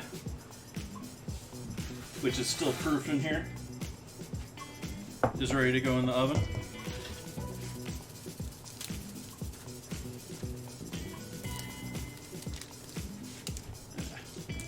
I don't want to deflate it too much. I just wanted to straighten it out. So those will be going in the oven a little bit here. Oven's still preheating anyways. We've got our no-knead pizza dough started for Sunday. I will shape and portion that on tomorrow afternoon.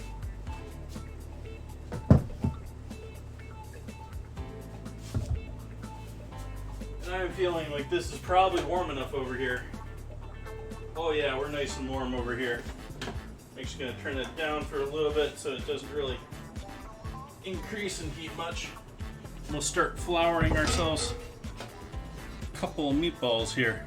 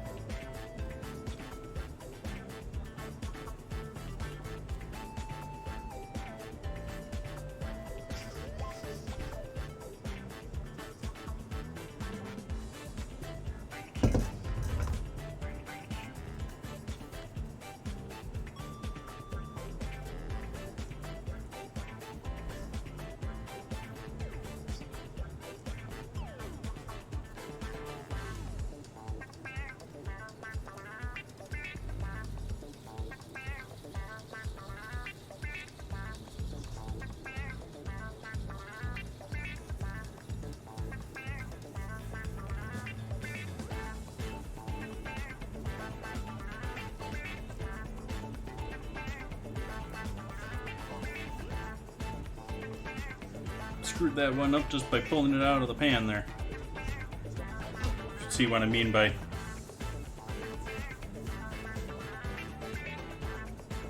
the pan sort of helping keep them formed.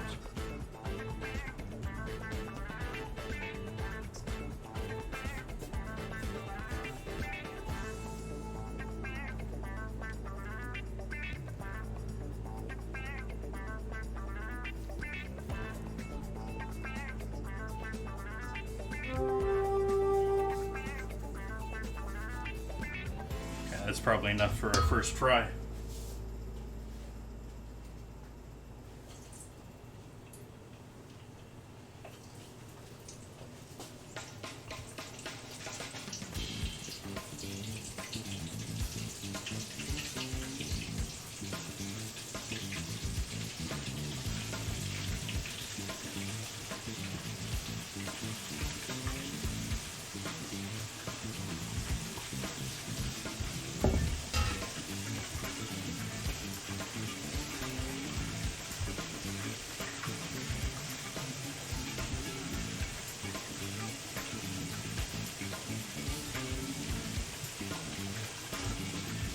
Getting flour all over my apron tonight.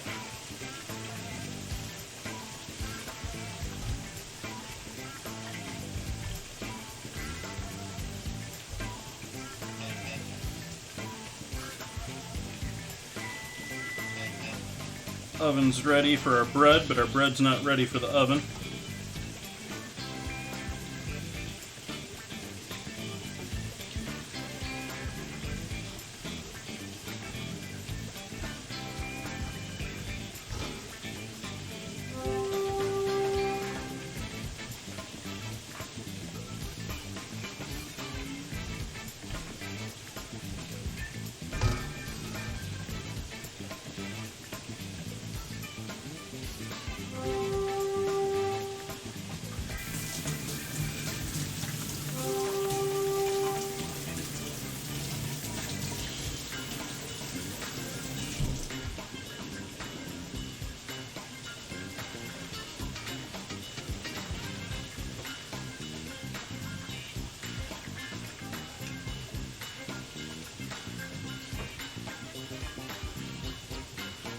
Getting there, getting some color now. I probably overloaded that pan, and I don't know what the temp is here now.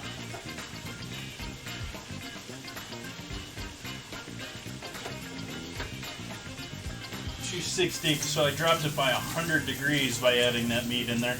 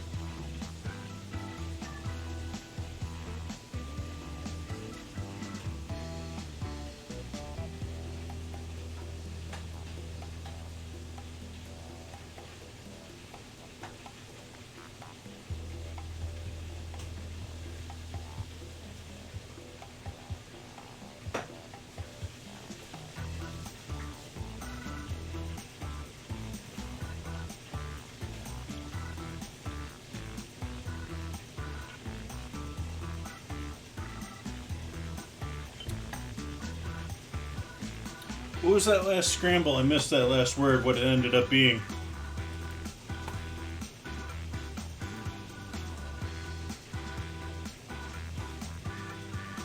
Rebate.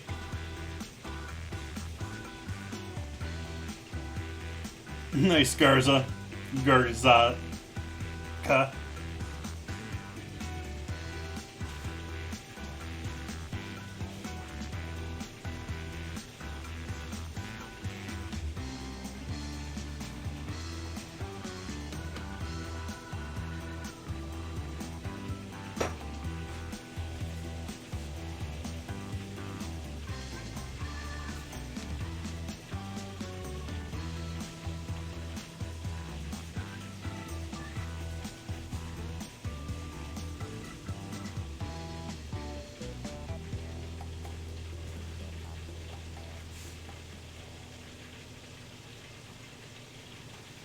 Where is my other half hotel pen?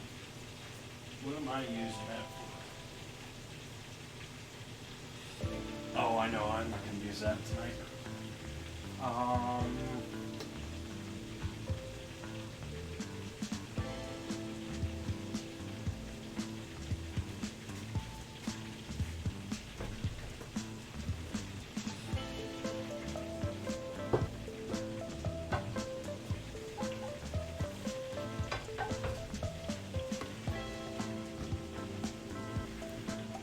We're going to let these drain for a moment on paper towel, and then I'm going to put them into my large cast iron.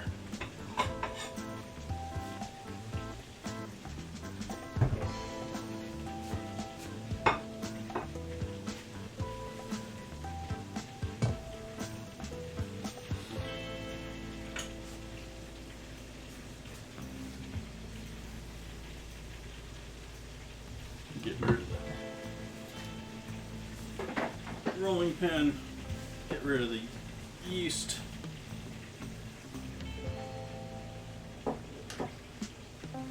Starting.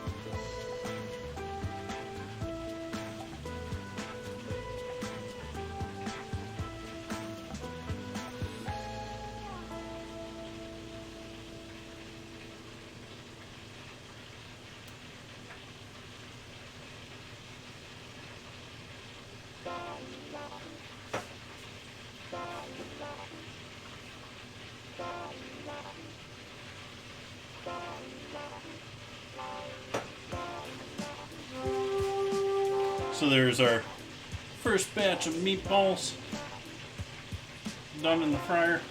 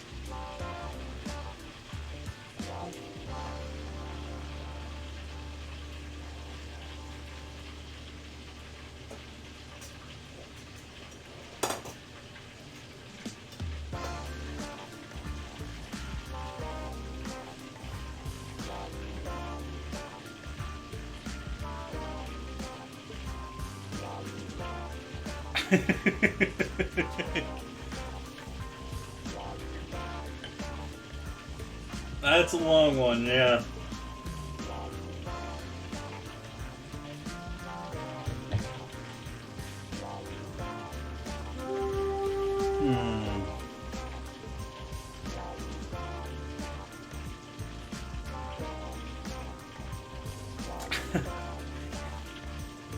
Maybe we should remove Clearinghouse from that list. Clearinghouse is not exactly super foodie.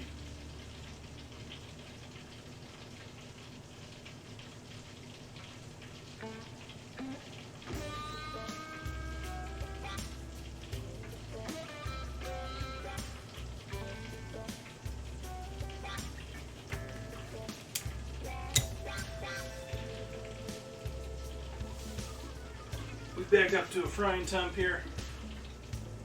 Nope.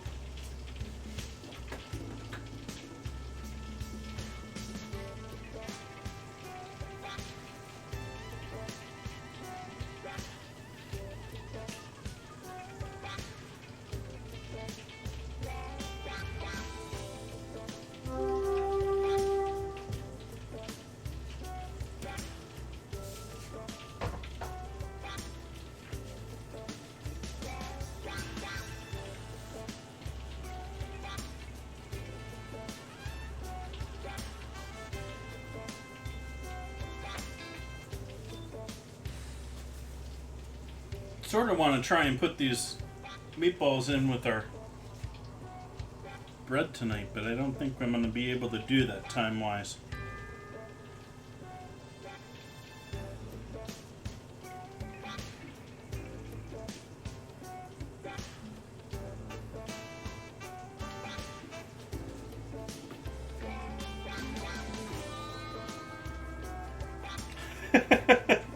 Yeah, it scared everyone off.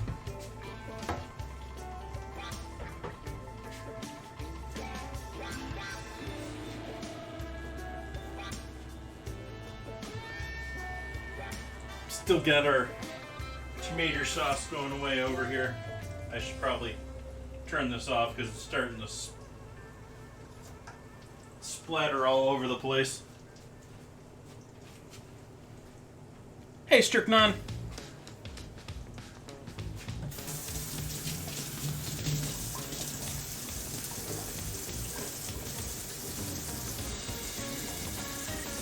Welcome in. Glad to see you.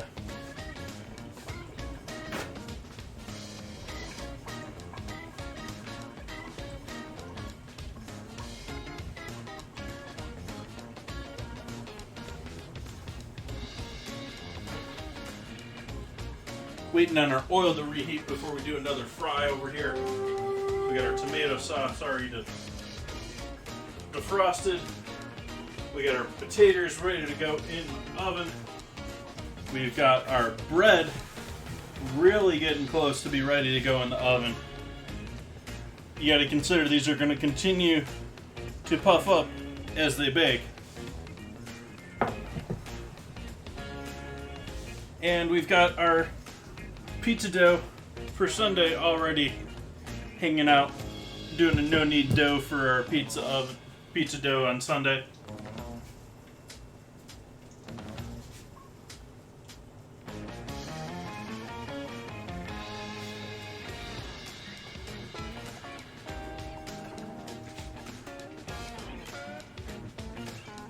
Still not up there.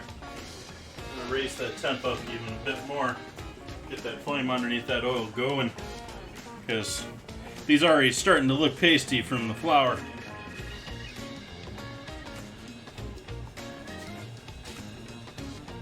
Maybe you can see what I'm going for here as far as filling out my large hotel pan. Might have one or two extra than we'll actually fit in there. Let's see. I think I can get 6, 7. I have to squeeze in 5 on that outside.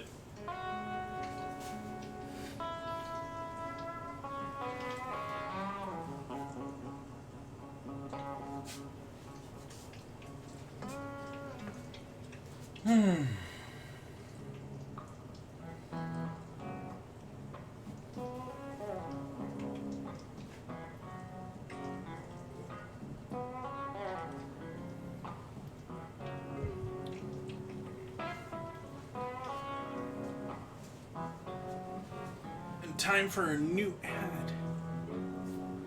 Trying to get rid of those pre-rolls.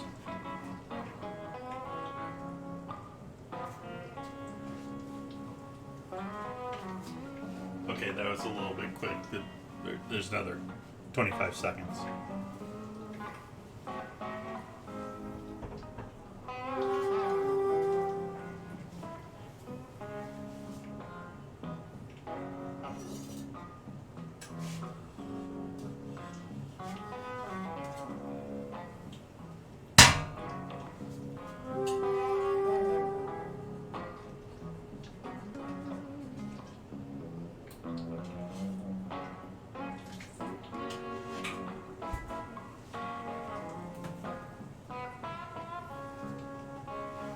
trying to use my fish spatula here to do a little skimming.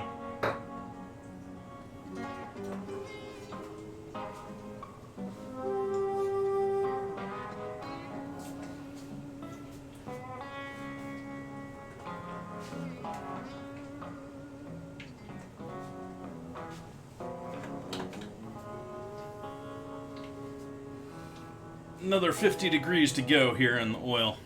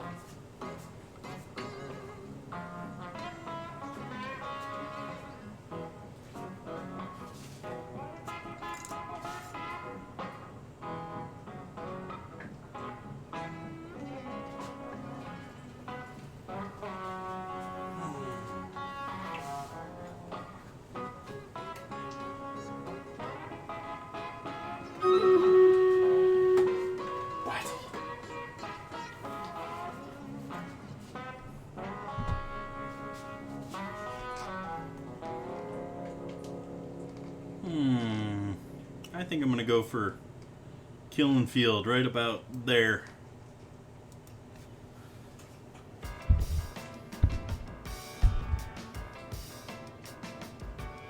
What?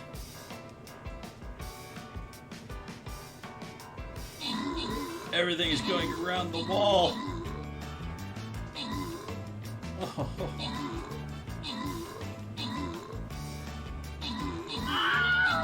I wish I had known that for planning. That was rather poor planning.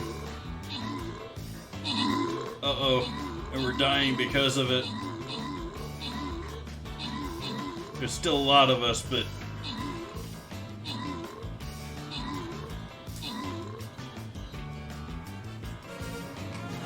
Victory. Entropy getting those kills. Mr. Phrase it helping out with the assists. Entropy and Kirby running away with the scrolls.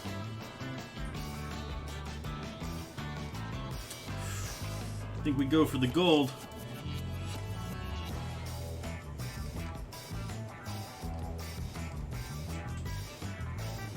And I'm gonna put my Templar out here.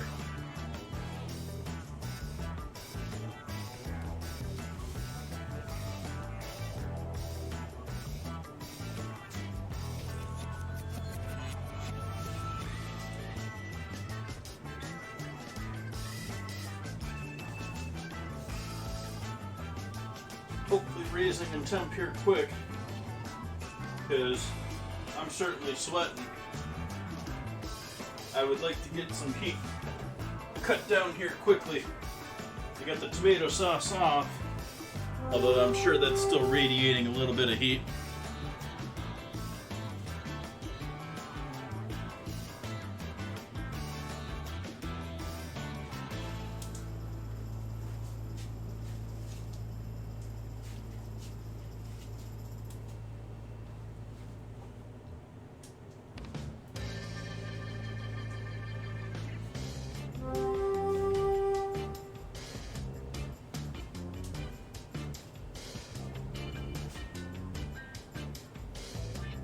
I have to see if I made the same mistake here twice with Stream Raiders, whether we're going to be able to go over that wall there or not. I can never tell anymore whether the walls are passable or if they're just slowing you down or if they're just decoration.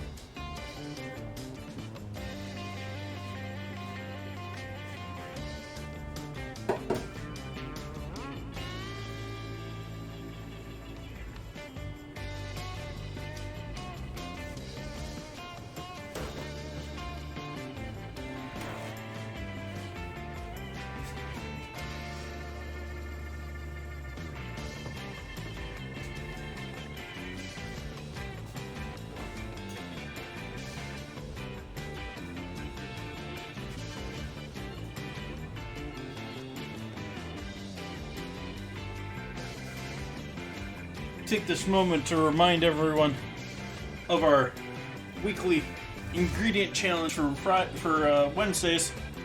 We've got an interesting battle this week between Star Anise, that same sort of like black licorice, fennel-like flavor, but as a dried little herb or spice to add into things, and pretzels. Currently tied. So make a vote if you're interested in one to win. I am changing it up this week. We're going to start doing the completion of the vote on Sunday. So Sunday I'm going to stop the vote. We'll stop it here on stream. And if it's a tie still then, we'll do a coin flip.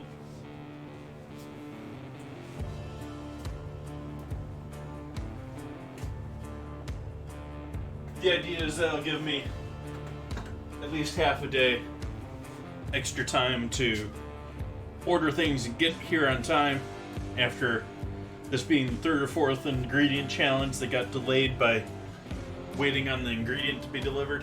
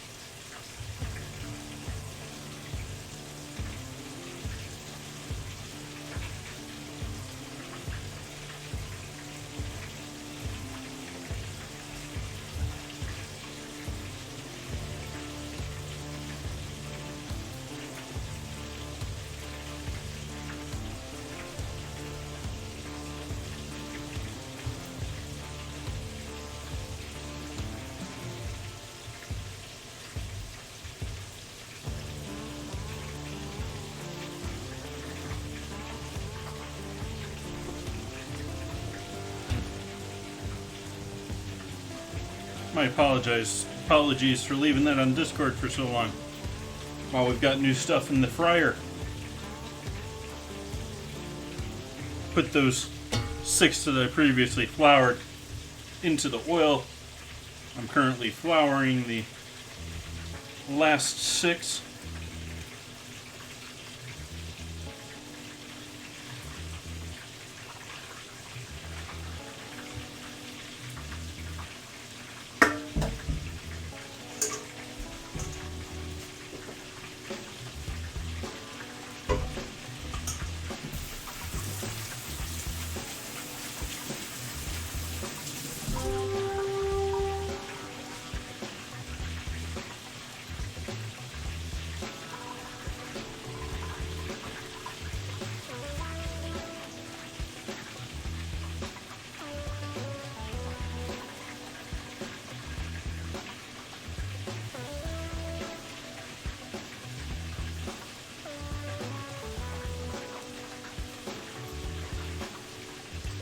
I left that on a bit hot. Let's see what temp we're at here. This seems a bit warm to me.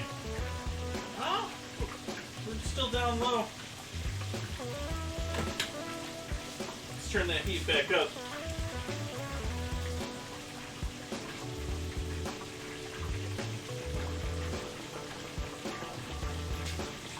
Add another layer of paper towel to our draining plate.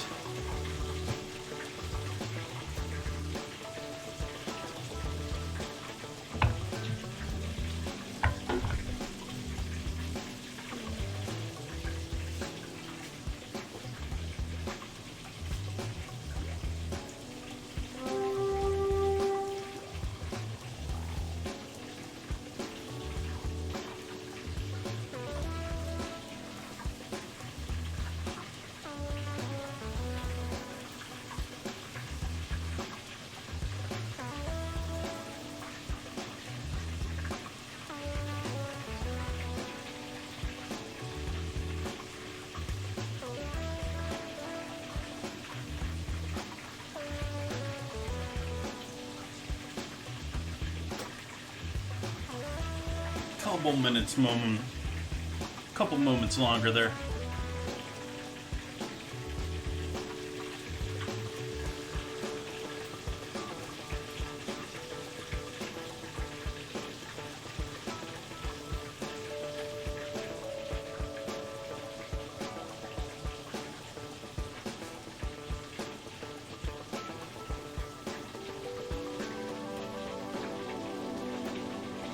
Start by pulling some of the smaller ones out of here. They've definitely cooked well. Got some nice browning on that all the way around.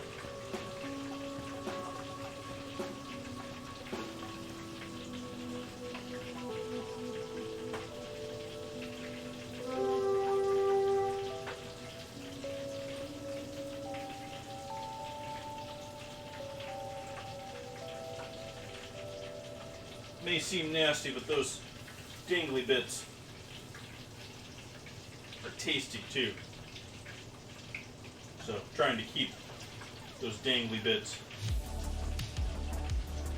on the meatballs.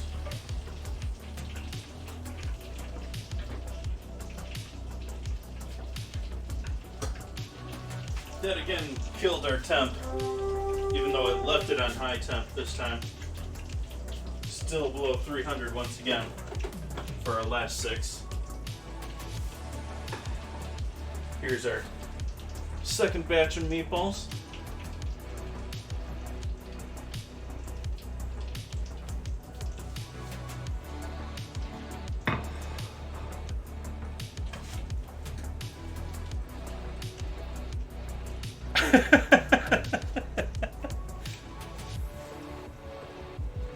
I'm glad it's a calming stream. It's sort of what I try to shoot for.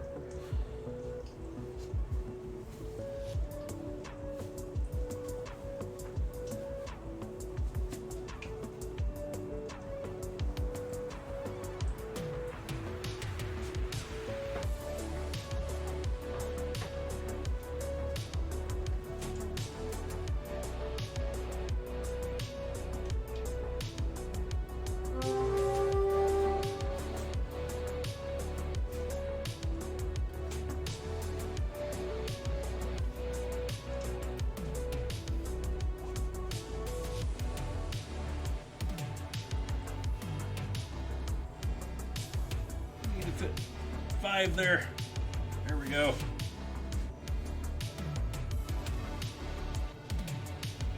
And the last 6 go in there.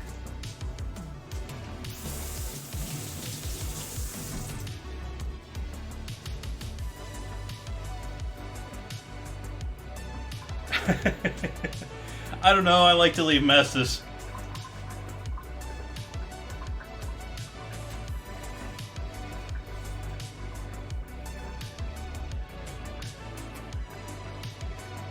I'd probably do a lot better if I had a dishwasher and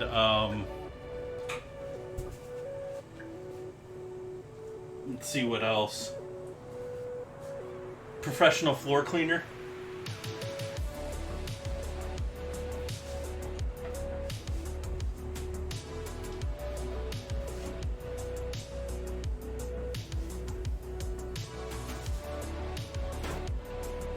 One more piece of paper towel here for draining our last 6.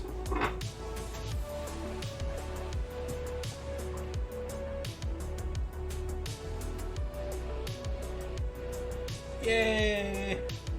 You've reached the first rank in our chat room.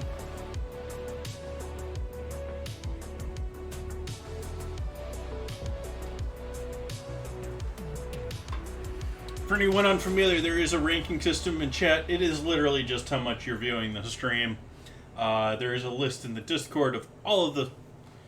There's a list in Discord of all of the... Oh, here, let's pull this up before we go over there.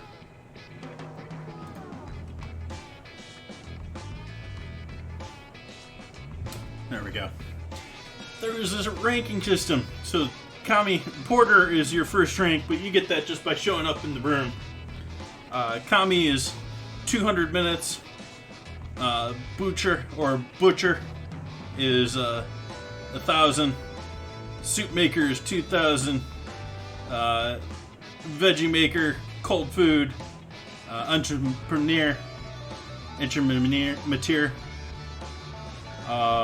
patissier. All the traditional, classical brigade positions in a kitchen. And these are all positions that are essentially considered chefs.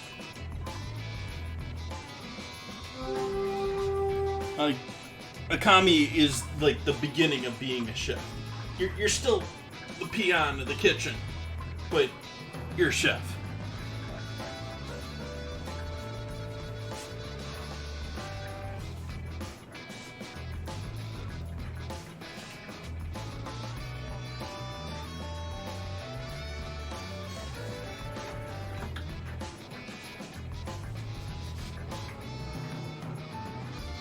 And it goes all the way down here to the end where we have CMC at 50,000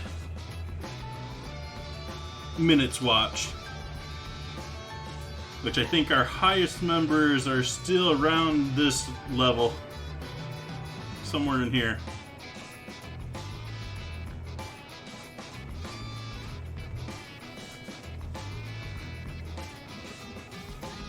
Waiting on that oil to get back up to temp again. We're getting close. 360 there, but also 325 in that same spot. 320, anywhere between 360 and 320. Maybe give that a little bit of a stir.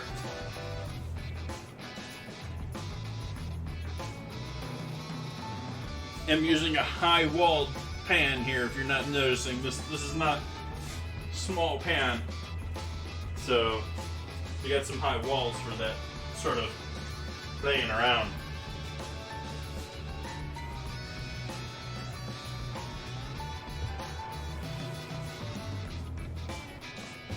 I think I'm about ready to go in with our last batch here. Let's crank up the heat to full heat.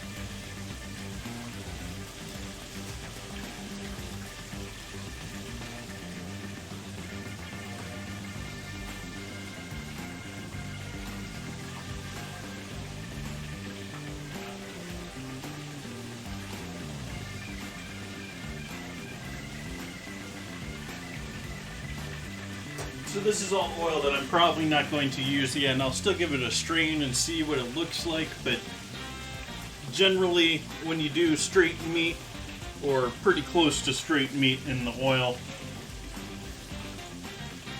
just get rid of the oil. If you're doing veggies, if you're doing fish, if you're doing fried chicken, sure, keep the oil, strain it. This, it gets a bit yucky. I mean, you can just see by looking at the pot here how much other stuff seeps out of our meatballs here.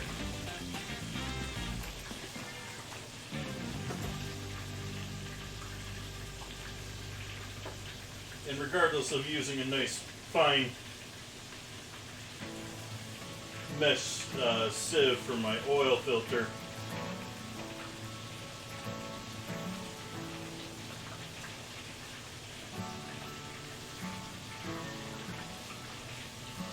That one's looking pretty much done.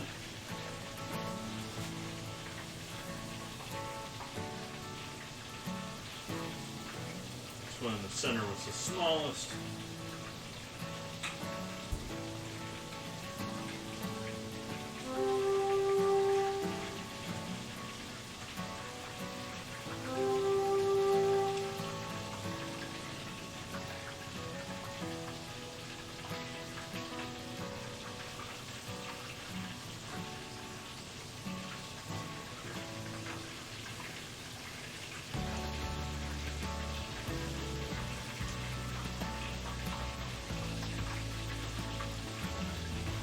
Cut the heat on that now.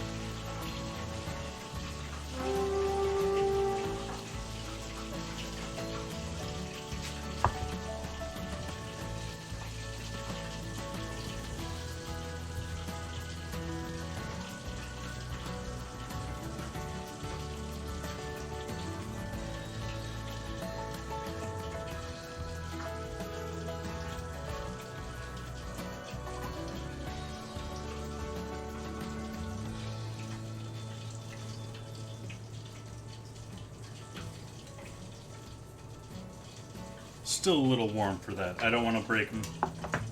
And they need, once they cool, they'll gel a little bit and they'll be a little bit better to squeeze into the pan there.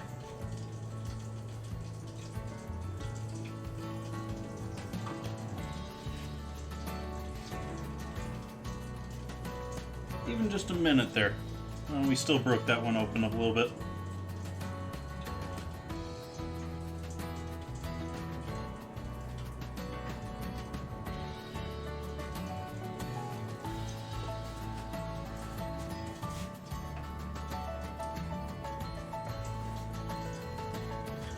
Okay, I'm gonna now cook these in sauce.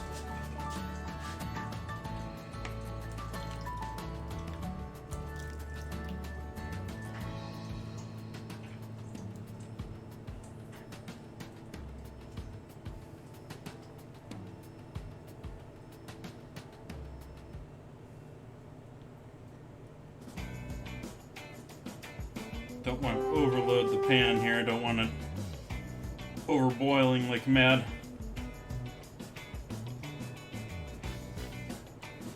I'll save the rest of this tomato sauce.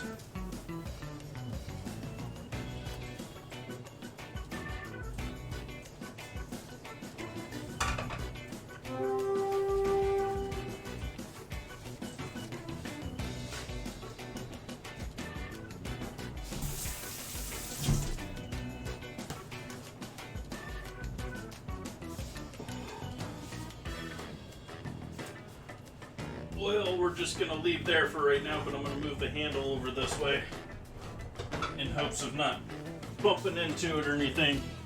Don't want to splash that on anything, just leave it out of the way. And like I said, I'll strain it tomorrow morning. Okay, I think we're ready to throw our bread in the oven, and I'm going to throw this in the oven with it.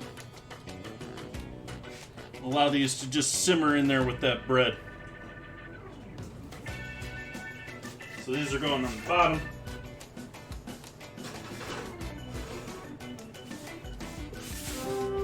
And our bread now looking a bit more like sub rolls going in there too. And they're going to be cooking for about 20 minutes.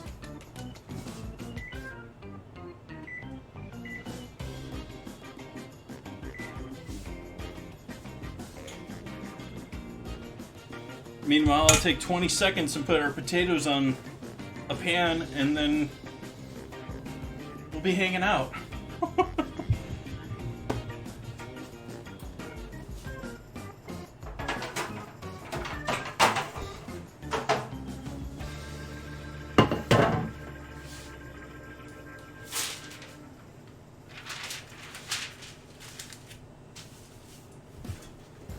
Actually, there is one more thing we need to do this evening. Give these all a good toss once more. Make sure gravity hasn't killed everything going on here.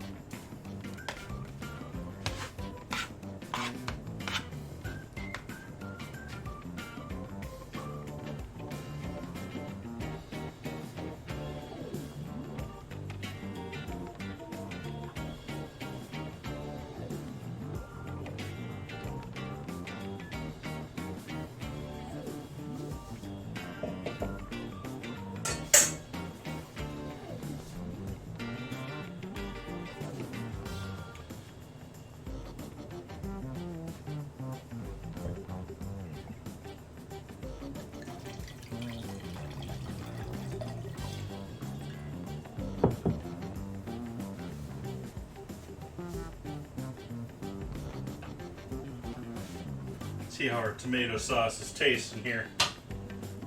Probably like 6 months later. Yep, that's tomato sauce.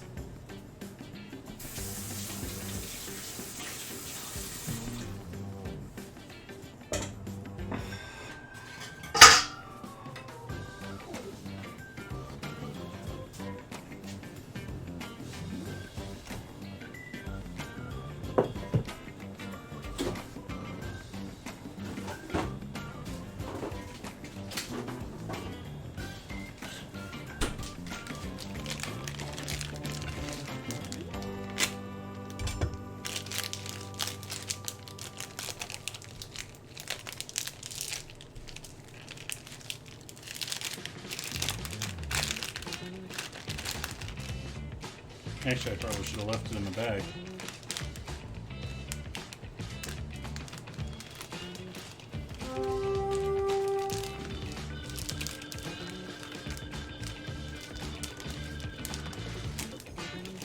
There we go.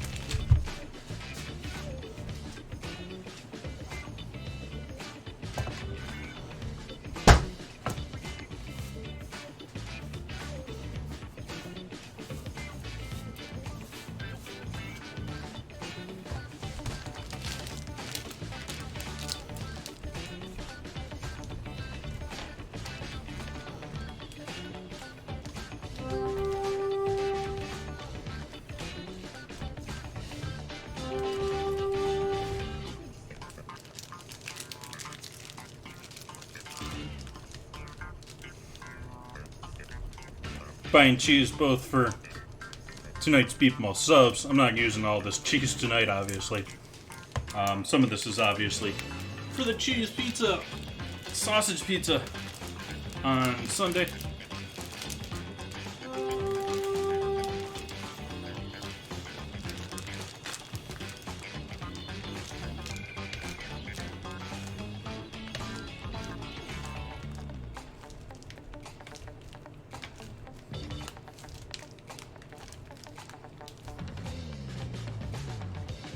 That ought to be enough. We're just looking for a nice coating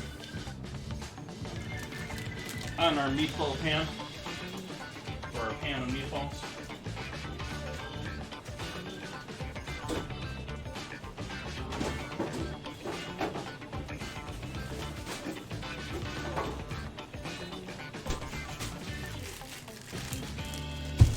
And get that out ahead of time.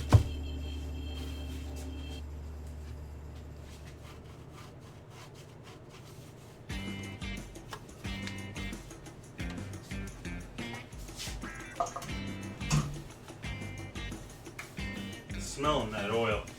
I was saying in Chef the Party stream yesterday after I sent you all off to hang out with Chef the Party for what he was making, his nacho bowls, or his Dorito nacho bowls. Look quite tasty. Anyways, sent you off to him and got to talking about frying and how, as far as frying goes, it's great for the stream because it's a great visual, great for that whole sound, great for the flavor and taste and color of food, but it's a pain in the butt to clean up. It's dangerous. It's easy to start a fire with, falling under the dangerous part there. And it smells. It reeks. It makes the entire house smell like you've been frying until you clean it up.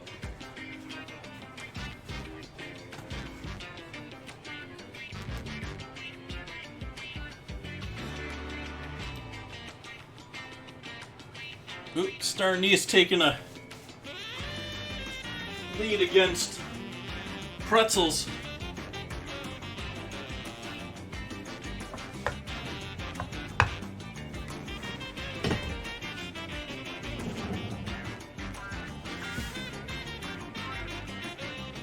I'm gonna go ahead and press this cork back into the top here. So, oh, wrong cork.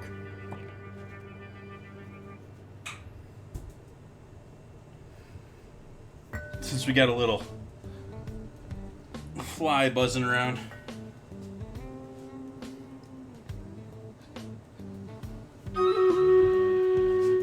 Battle. We shall go to battle.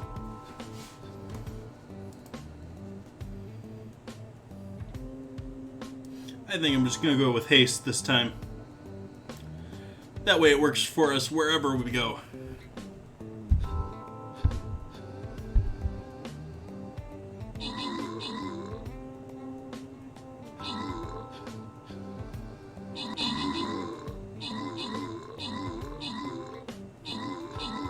But again, we went around the long way there.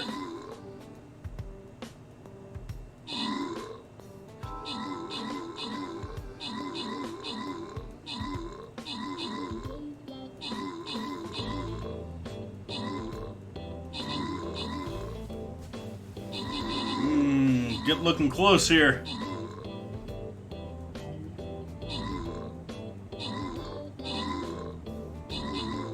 Even battle almost here.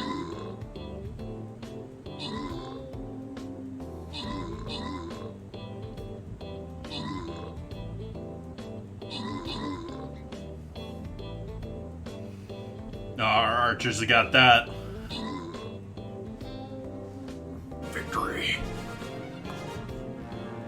Oh, hey! And Fairmage helping out with those assists. Entropy and Kirby getting the rewards. And me too. 300 gold. That's wowza. By the way, our team's doing the best as far as the teams and whatever this battle is. Apparently, when we went into this most recent theme for Stream Raiders, we all got assigned teams. We're Team Emerald Beasts, and right now we're leading the pack. At least I think we are. That's what I got from the text the other day. Oh no, the Blood Dragons. Oh no. We're leading the pack, yeah. The Blood Dragons are a close second. The Night Prowlers and the Golden Griffins falling behind. I know you can't see that, but it's on my web browser.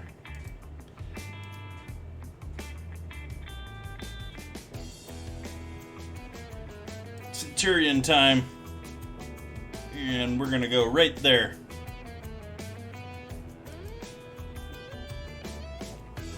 We're gonna say, don't bother with the purple. Skip the purple.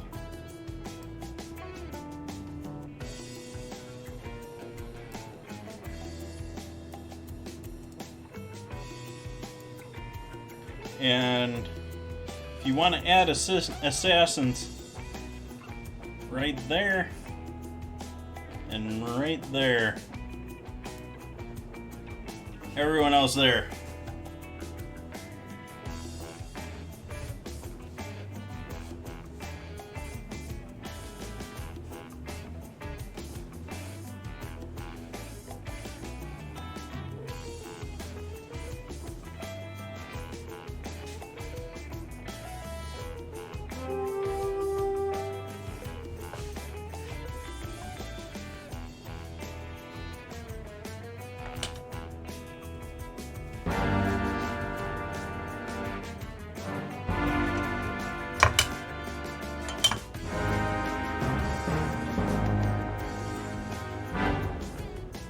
Hold on, I need a drink with that.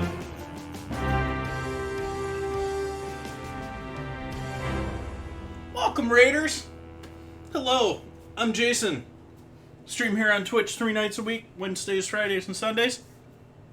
We're making meatball subs tonight.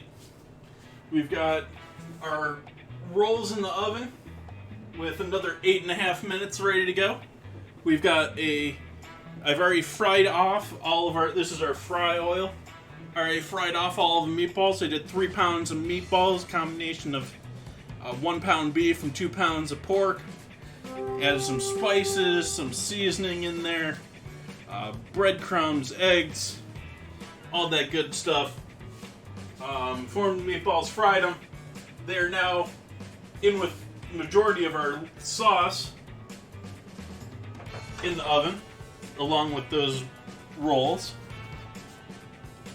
We've got potatoes that I have oiled up and seasoned up there, ready to go into the oven after that other stuff comes out. Got a little mozzarella on the board and a hunk of Parmesan.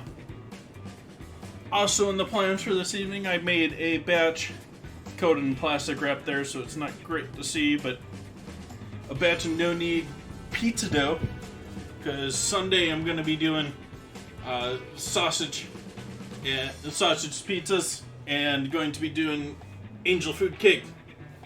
So that should be a fun night. What were we doing tonight, Culinary Rewind? Were we doing aprons? Were we doing food tonight? Where we all coming from? Welcome in, by the way. Hello. Glad to have you.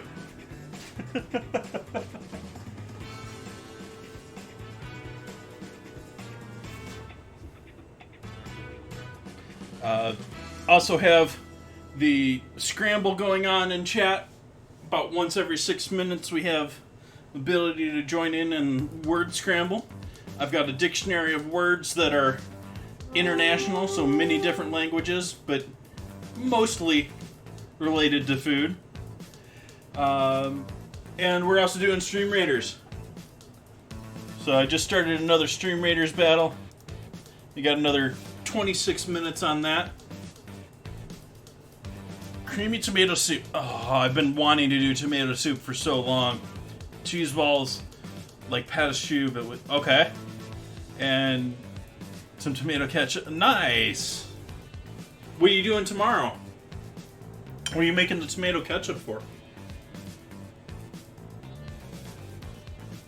I've tried making ketchup a couple of times in the past. I don't think I've tried doing it on stream, but it's just never the same. They just have it mastered. It's you can make a very yummy tomato like jammy substance that, but to me in my mind it's just not ketchup at the same time. It's interesting. I mean, I've tried to make tomato paste too, like from leftovers and stuff like that too. And that too is something like you just need that professional tool that they're using to properly dehydrate things.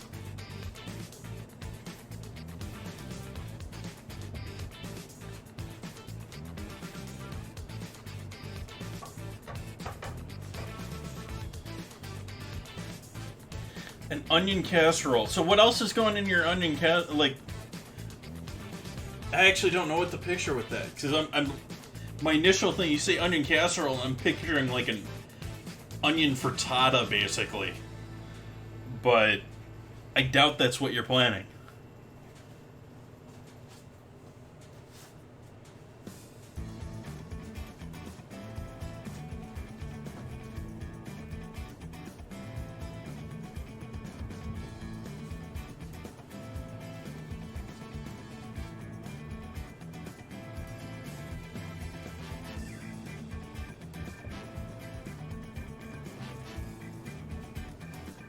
And what do you think? Do the pashu type, cooked flour type dough with the cheddar, do you think that was a better way of going about it than, say, cheddar drop biscuits?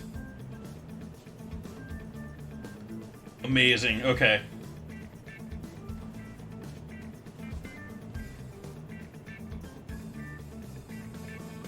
Okay, I'll look forward to the photos there.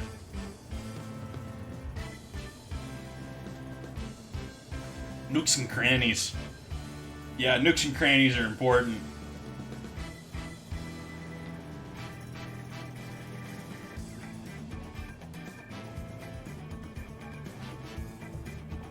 Nooks and crannies is one of those, like, good food words. Versus, like, I've been struggling not to use the word moist most of this evening. Like, I was talking earlier about how I'm using breadcrumbs in my meatballs, and I think meatballs should have breadcrumbs.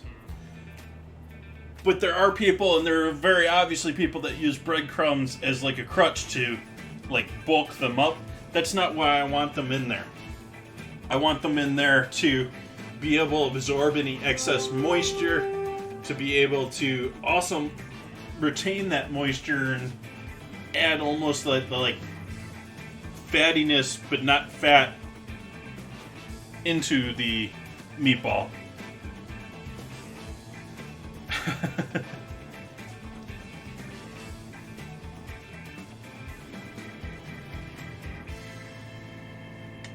Yeah, I use that word too much for how much I know it annoys some people. But then again, I like cilantro too, so...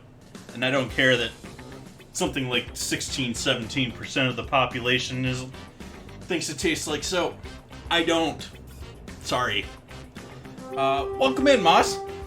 Glad to see ya.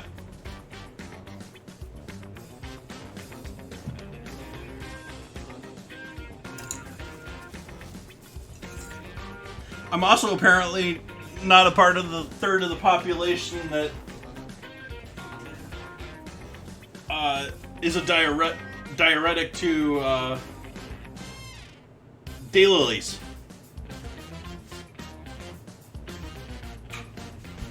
That was one that I was out on a college trip. I think it was during my culinary trip with the CIA, which was, what, 2003, 2004, 2005, something like that. Ended up in what used to be the Colavita Culinary Center. Was it Colavita?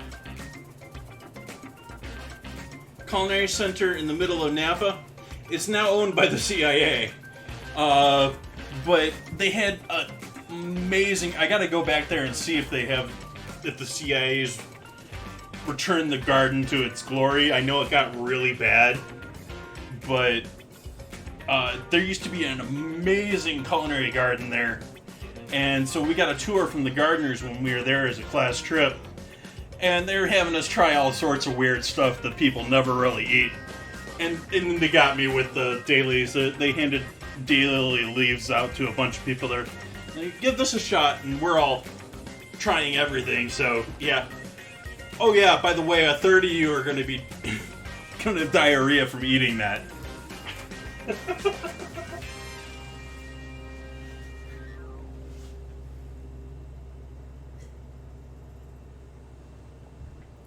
It's amazing how flavors and things affect everyone differently. I mean, it's been proven that we taste differently genetically.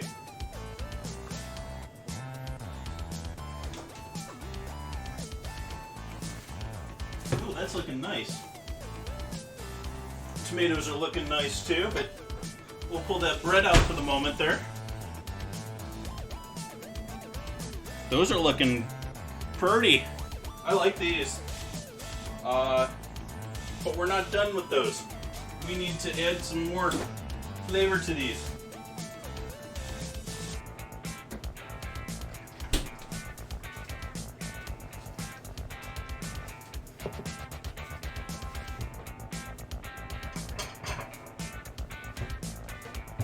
But I think those got a nice color that we can do our second part to these. Gonna treat these almost like, this recipe is sort of similar to a imitated Subway bread. Other than the fact that it doesn't have all the additives and other junk that they put in their bread.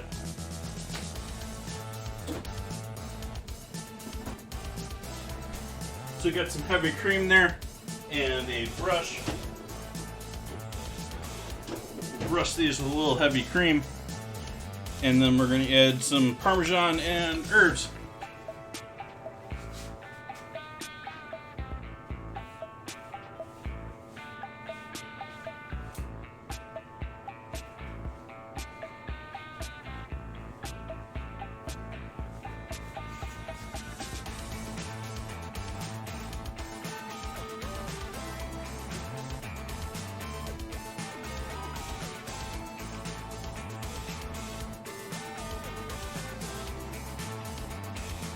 Yeah, the wonky one ended up a little wonky, but these ended up looking pretty good. I'm pretty happy with these.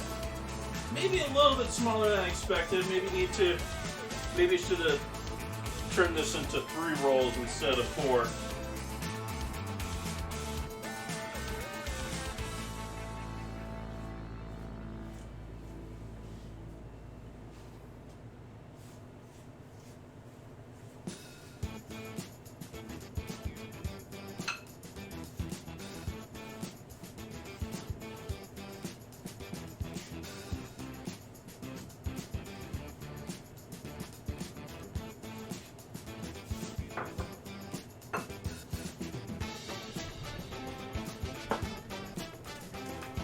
And 10, and then just typical dried Italian seasoning mix.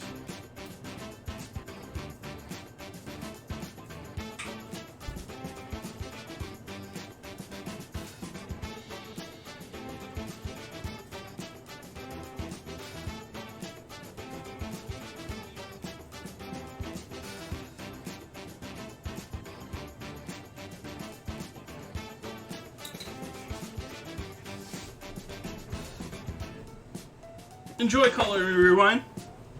Yeah, I tried to chat up Raiders, but I understand that you're breaking down whatever you're working on. I hope you have a great evening. Thank you so much for that raid. And we're going to add some Parmesan to these rolls as well.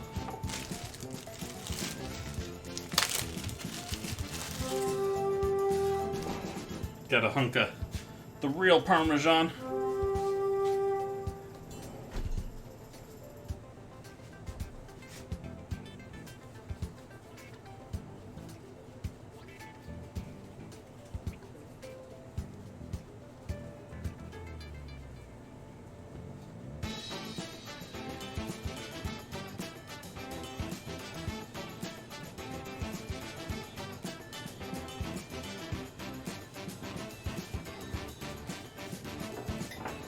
Okay, these are going in the oven now for another 5 minutes or so. In with our... They're almost getting a little steamed in there too because the tomato and the meatballs in there.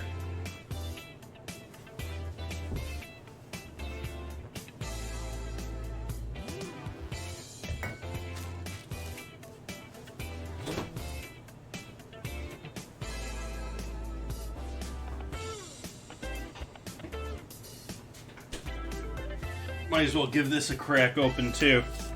I don't know if this has even got a seal to it or not, but I did. A little bit of a seal there. A little bit of a suction. But I pickled these. I cooked onions and peppers and then I pickled them. And so this is the result of that. So we're going to take our meatballs, we're going to coat them in the mozzarella in the pan, add them to the sub with the mozzarella over the top already, and then we'll add some peppers and onions over the top of that for each of the meatball subs. Which I'm only going to do one of the meatball subs for tonight. The rest of the rolls are going to have to sit. They're going to be lunch and dinner tomorrow.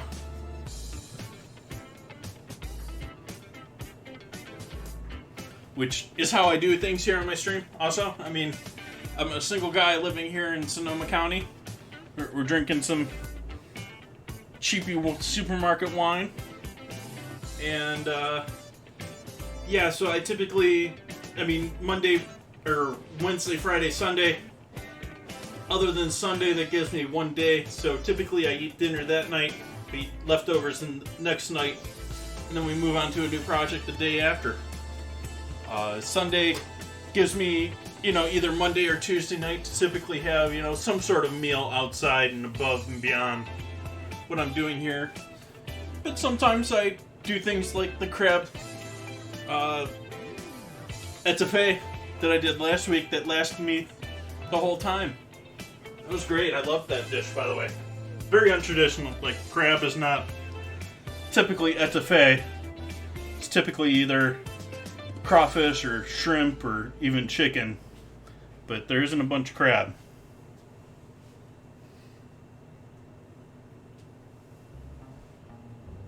Loving this wine tonight. This is a cheapie. This is a $8-9 bottle of wine. It's a Zinfandel.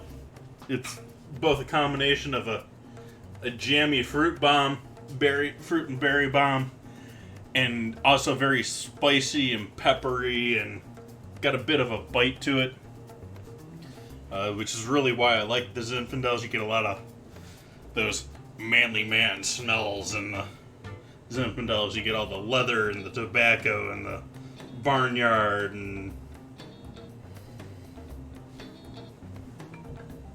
but it's also jammy. It's also fruity.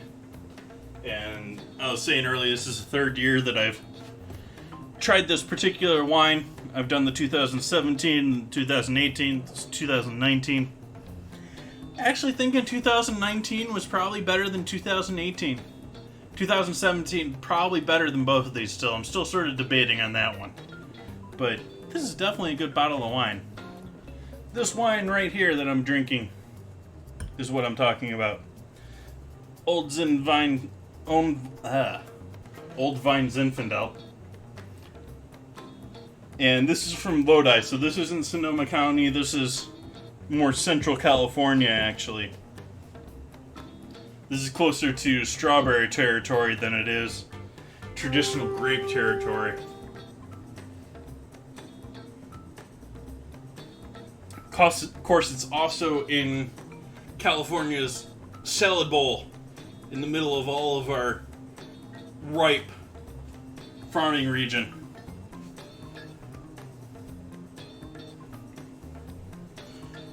Welcome in, Blue Moon. Hopefully you're having a lovely end to your week. We're doing roasted potatoes and meatball subs. Gonna give those sub rolls another minute or two.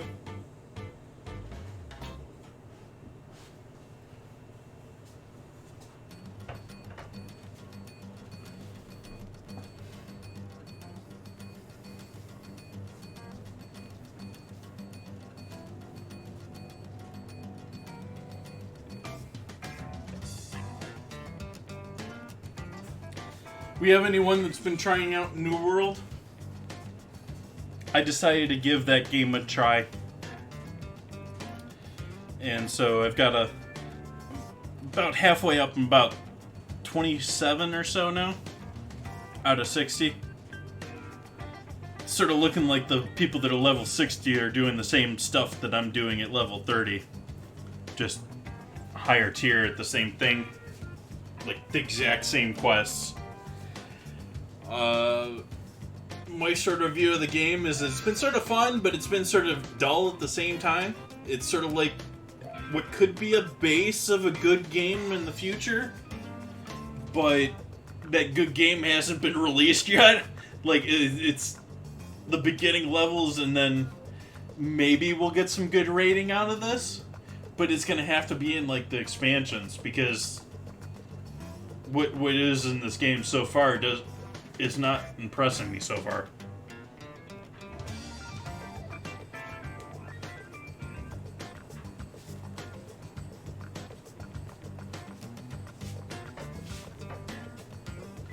I mean, it's not a horrible game. I'm still enjoying it, and I'm still gonna play the character, and I'm gonna try and get my character up to top level, just to see what that future content is. But what they released the game with, well, looking at things like Cyberpunk and stuff like that, it's a more full release than that, but it's still full of bugs. It's still... We'll see. But I have been streaming... I streamed that, I don't know if it's last night or the night before, in Discord, and I'll probably do that again tonight. I'm keeping my Twitch channel just strictly cooking. Nothing but food here. But I have gamed in the past, and I haven't really had anything that has hooked me in for, say, a good 10 years now. I got serious about getting into culinary and sort of gave up gaming for a little while there entirely, and I've started trying to get back into it, but nothing's really ever caught me.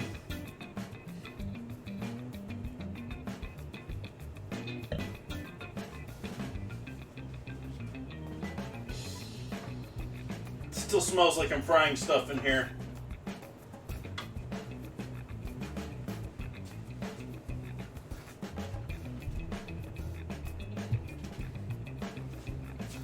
Let's take a look at our buns and see if they're done. Nope, those need another couple minutes. I maybe should have put the toppings on a couple minutes earlier,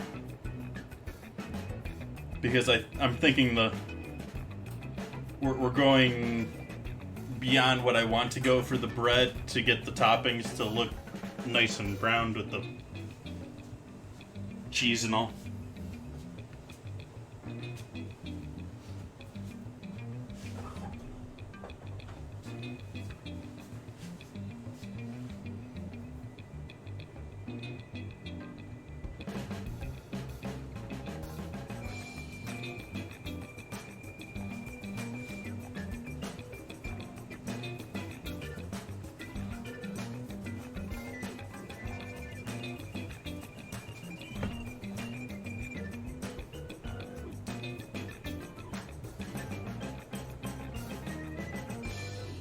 Let's see, how much longer do I want to probably throw those in there.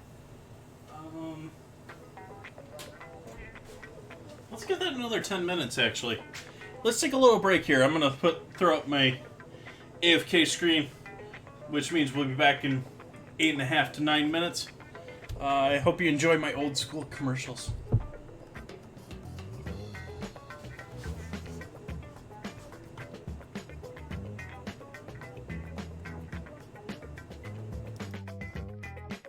Schmidt's Blue Ribbon Bread gives you 7 ounces of non-fat milk solids in every loaf, the equal of 90 quarts a year if you serve it regularly. Every sandwich you make, every snack, gives you extra milk. For wonderful flavor combined with sound food values, serve Schmidt's Blue Ribbon Bread in the pantry pack.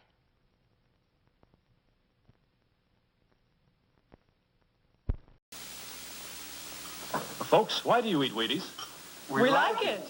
But did you know it's always been whole wheat with all the bran, and bran is one of nature's best sources of food fiber.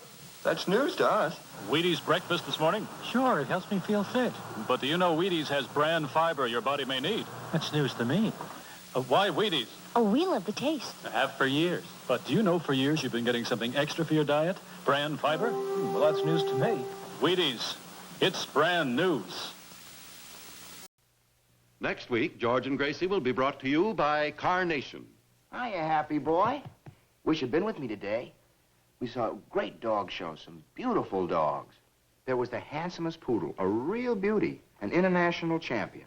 His owner gave me some good advice. There are many dog foods on the market, but the Carnation Company makes the best. It's called Friskies, and it's quality all the way through. You should have seen the champion collie. He won everything in sight. The handler told me. A very important part of this champion's diet is meat. That's why we feed him Friskies. The principal ingredient is lean red horse meat, the best you can buy. So happy, you're getting real quality, and you're going to get your Friskies right now. Friskies is prepared to the high standards of Carnation Company and guarantees prime-grade nourishment. A pleasure, Milton. In just a moment, we'll see how well Milton does at the Pentagon. But if you want to see busy hands at your house, just you offer this lively Christmas party dip that's so good to serve with king-size Fritos corn chips. Just follow the recipe right on the Fritos package. Of course, it calls for the famous Philadelphia brand cream cheese, an 8-ounce package, which we blended with 2 tablespoons of milk till it's nice and smooth, like so. Then come 2 tablespoons of Kraft cream-style horseradish for zesty flavor, a 1/4 teaspoon of Worcestershire sauce, and finally, a dash of salt. And we'll blend our Philly mixture again.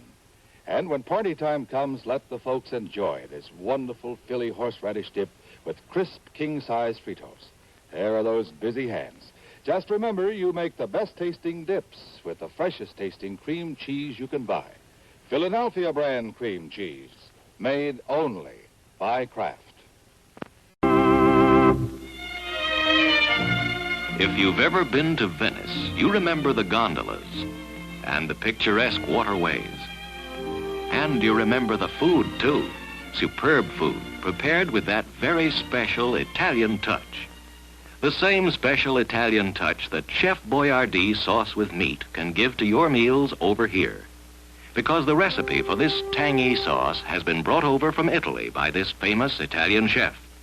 Chef Boyardee sauce with meat is made from juicy, sun-ripened tomatoes and tender quality beef, simmered in a spicy sauce that makes a rice and cheese loaf, a casserole, or a spaghetti dish a real Italian-style dish. So when you'd like to add that special Italian touch to your dinner, do it with Chef Boyardee sauce with meat. Try Chef Boyardee sauce with mushrooms, too. Both are prepared from the chef's own Italian recipe.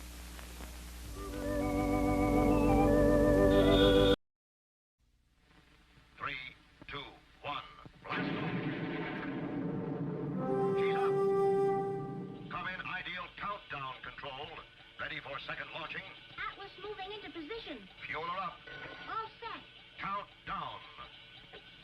10, 9, 8, 7, 6, 5, 4, 3, 2, 1. Blast off! There she goes!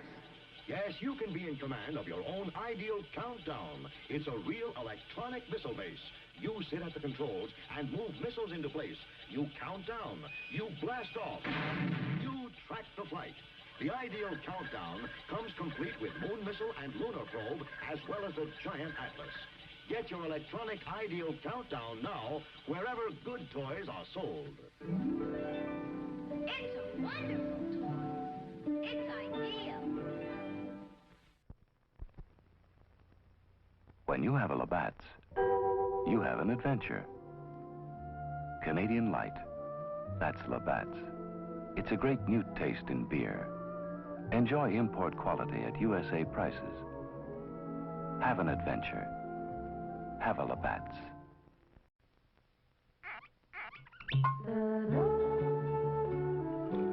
Alexis Lachine wines are full of flavor. Alexis Lachine wines are dry. Alexis Lachine wines are mellow. Drink an Alexis Lachine wine with any kind of food. Or anytime you feel like relaxing with a drink. Alexis Lachine, fine French wines. Now, a new creation from Seal Test. Cottage cheese in ready-to-serve portions. Handy envelopes bring you brand new convenience and ease. Zip, it's open, quick and neat. Just the amount you need, the easy way to serve cottage cheese. The rest stays moist and creamy, ready for next time. Are they handy? Cottage cheese in ready-to-serve portions. So easy to use, quick, and no bother at all. The rest stays really fresh, moist, and creamy. Yes, serving cottage cheese was never as easy as this. Seal Test's new square package with handy, ready-to-serve portions. Zip, it's open. Simple as can be. The rest stays moist and creamy fresh. You'll love Seal Test cottage cheese in new, ready-to-serve portions. Get some soon. What? Keeping the coffee in the icebox? Yes, Mr. Jones, it's a new kind of coffee, roasted by a new secret process. Hence, this new none such coffee has a different flavor, a flavor preserved by vacuum packing, the flavor retained by refrigeration after the jar has been opened. Just taste it. You can't miss that delicate aroma, that clean, mellow taste. Yes, in cooking, the way to a man's heart is most of all through the coffee pot. In every jar, you'll find 3 special pointers, valuable in all methods of making coffee. Try new none such coffee now. Use half the jar. If not 100% satisfied, get all your money back from your grocer without argument. Special for movie week, only 28 cents a pound, plus 3 cents refundable deposit on the jar.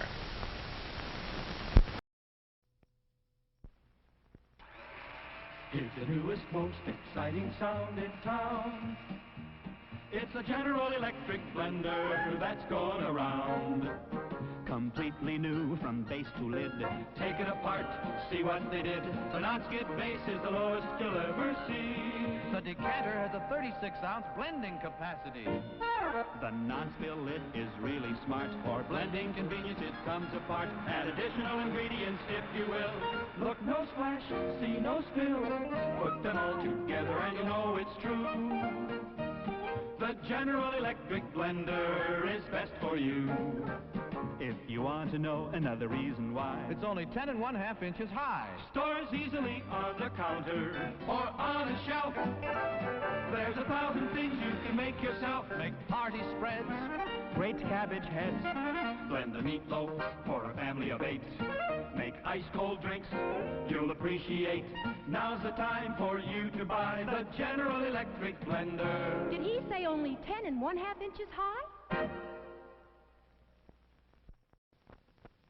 Schmidt's Blue Ribbon Bread gives you 7 ounces of non-fat milk solids in every loaf, the equal of 90 quarts a year if you serve it regularly. Every sandwich you make, every snack, gives you extra milk. For wonderful flavor combined with sound food values, serve Schmidt's Blue Ribbon Bread in the pantry pack.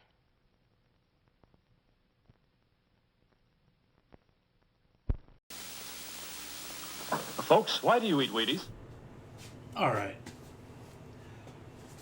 Don't need to see that Wheaties commercial.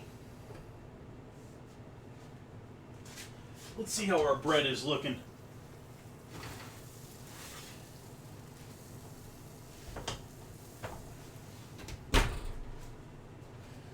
That's looking yummy to me. I think those are going to be great just like that. Let's go to our battle. We're ready with Stream Raiders here. Turn the music back on too here.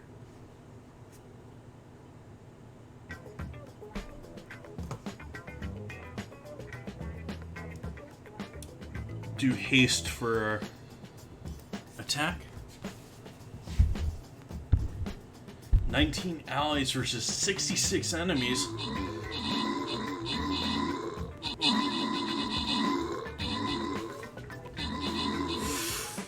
Down to 6, 5, 4. Ooh, this is not looking good.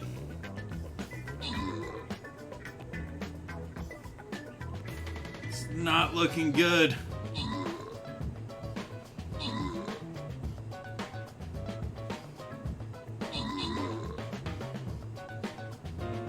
Yeesh. Gonna have to try that one again.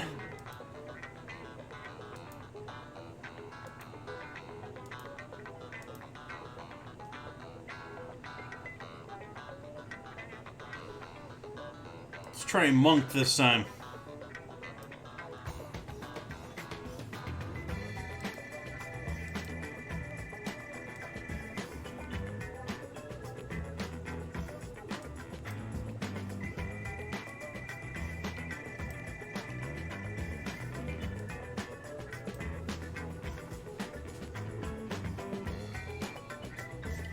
Are meatballs traditionally pork and beef?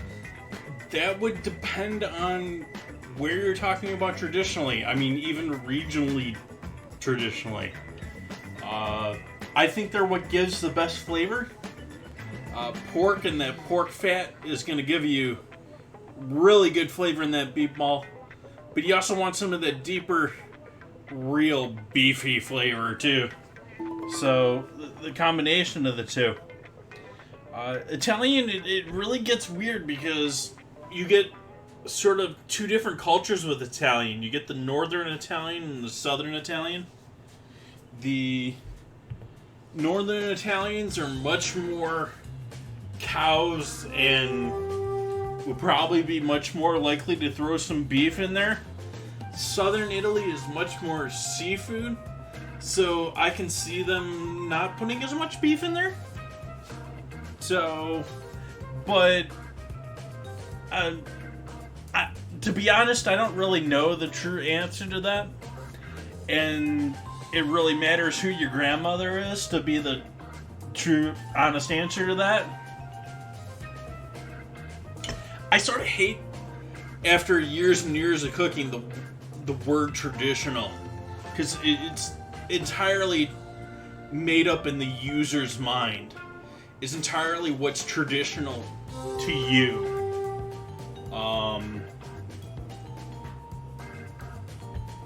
It's up there with words like fresh. Like everything is fresh in a supermarket. It can be rotting, but it's still got a label that says it's fresh. Traditional is entirely in the eye of the viewer.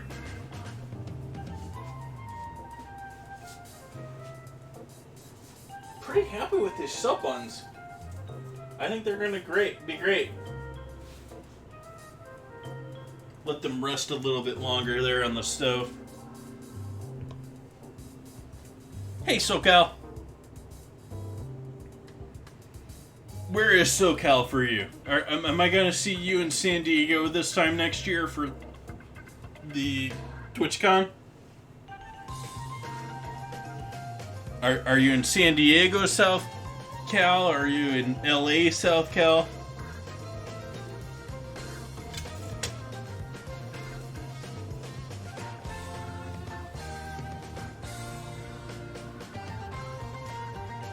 Breadsticks. These are not breadsticks. These are sub buns. But, and no, they're not made with a no-knead bread. I made those with a 2-hour type recipe.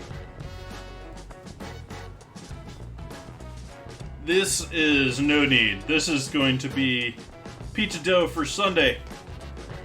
So I will 4-corner fold this and portion that into 4 pieces. Probably 4-corner fold it again, and then put it into baggies and put it in the refrigerator for Sunday. And I'll throw photos of that up in somewhere online.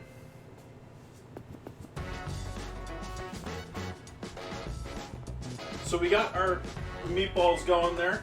I think it's time to get our oven heating up here. I don't know why I did that. Big. We need to rock this oven here for these potatoes. So I'm going to set that oven to 425. And we got our potatoes here with a bunch of oil and seasoning off to the sides there. Throw those in there with our meatballs that are still simmering away in that oven. For anyone just joining in, we've already made our meatballs. I've already fried them. That's why we have some dirty oil back here in the oven. And they're now simmering in the oven with a bunch of tomato sauce. I had a little bit extra, so we get some tomato sauce still in the oven here, or on the stove. We made our bread from scratch beginning of the stream. And I'm really enjoying this Zinfandel, which, if anyone's questioning that, while we were in the ad break,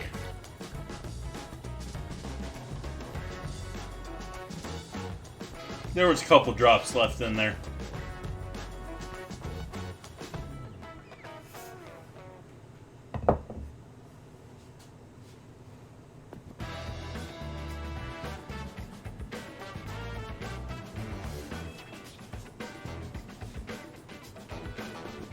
I'm happy with these too because I think these will hold 5. I mean, the meatballs are going to look pretty impressive on those subs, but at the same time, I think those sub buns will handle 5 of our meatballs, which we'll have 3 with 5 and 1 with 4.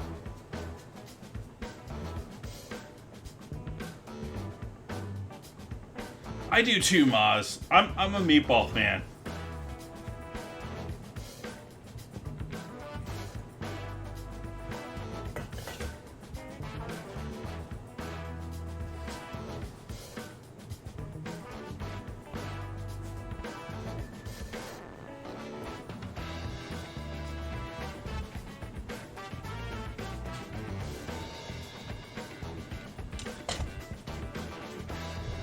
Let's take our meatballs out of that oven. I am sure they are cooked at this point.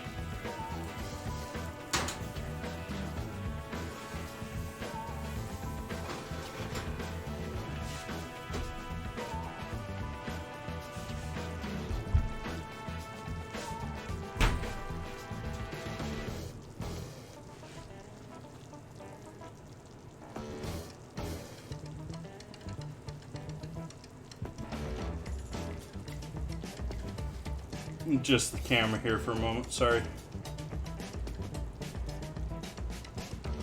There we go. We'll take our mozzarella, throw that over the top here, let that melt over these.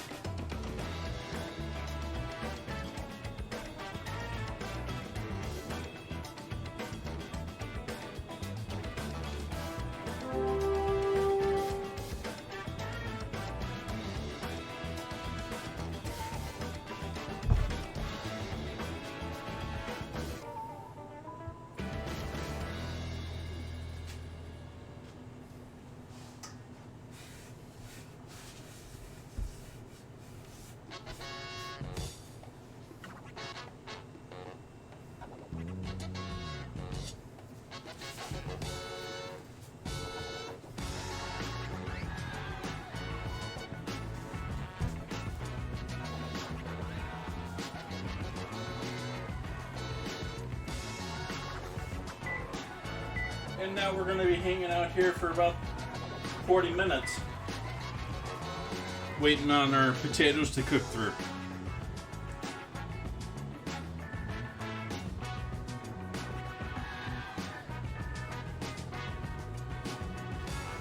So I think we're going to leave this with this. I'm just going to hang out here for a little bit. We got any questions from anyone in chat? Got any food or culinary debacles that you need solved? What is new? What is happening? What have you made lately?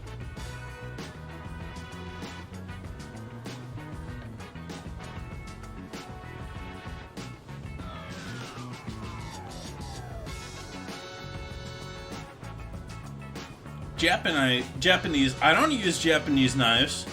I use a 15% edge like a Japanese knife, but these are very much German knives.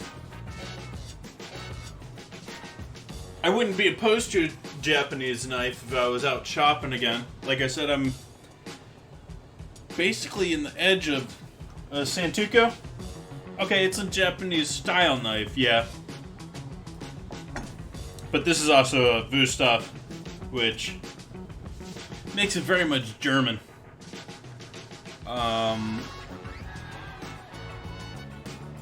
I'm sort of in the market now for getting another chef's knife, but at the same time, I'm gonna be really picky about it, and it's something I'm gonna have to have handled personally, firsthand, before I make that jump. Because of crash... No. Most of my knives that I have now, I got when I was first starting into culinary, when I was in culinary school, when I was just finishing culinary school. And they were what I preferred at that time, and I still prefer them. But at this day and time, I'm going to care less about where a knife is made. I'm going to want a knife that's right for me at this point, where it's got the right balance. It's, it's... I'm going to have to hold it in my hand. I mean, I would love to have, you know, like a... I'm forgetting his name. He lives up in Seattle. One of Bob's knives. Forget his last name now. There's a number of knife artists that, I mean, like, obviously you would want a knife from one of them because they're masters of what they do. But at the same time, when it comes to shopping for one, these days, names do not mean much to me these days. It's the actual product they're putting out, which is really hard to tell because everything's being sold online.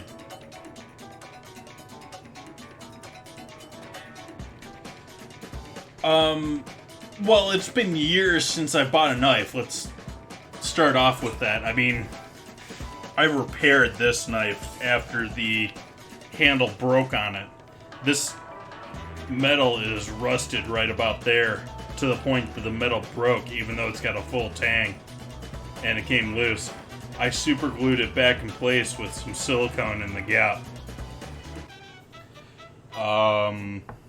Just because I've had the knife forever. I'm used to that knife. But this one has been sharpened way beyond its original bevel. This is usually much more of a curved knife. It's usually almost like the inside of a bowl.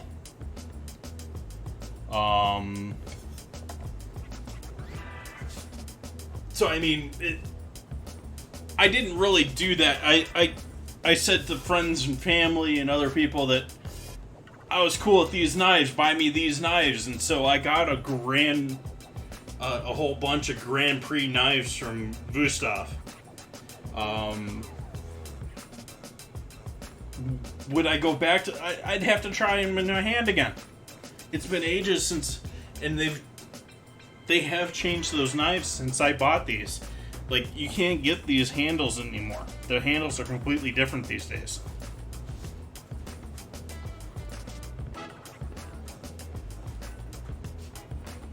And actually, these were originally a 20-degree knife. I've then taken these and taken them down to a 15-degree. Which is the major thing with Japanese knives that everyone loved. Is they are sharpener, but they're a finer edge. You gotta clean them a lot more. You gotta sharpen a lot more often.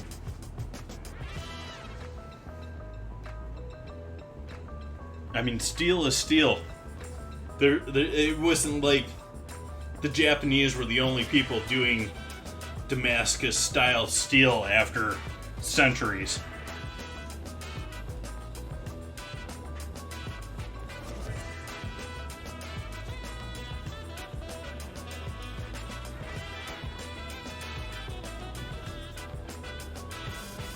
Japan.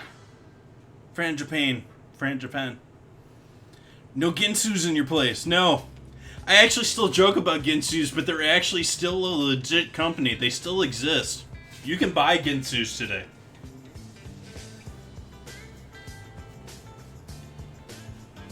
Which, I mean, compared to the other cheap knives, they're not much different than the other cheap knives. They don't have a full tang, so they don't have the metal through the handle. But I mean, when it comes down to really just being a sharp blade, whatever works for you. I don't shame on the idea of people using, you know, their cleaver to do fine vegetable work. There's no problem with that. That's just what they're used to. It's what works for you.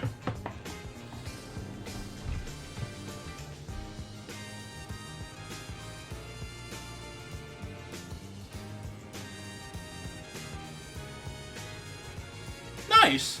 That's sort of cool. I mean, over the time you get a full set. I mean, what's wrong with that?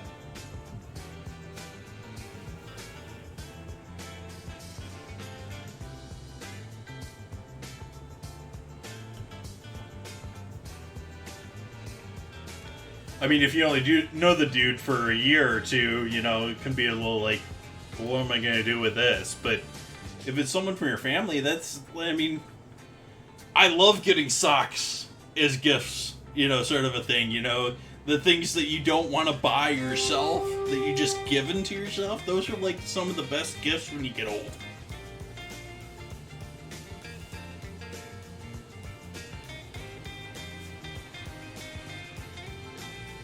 Oh yeah, I mean, and I'm probably in the market for a new phone at the end of this year, but we'll see. I like gadgets too.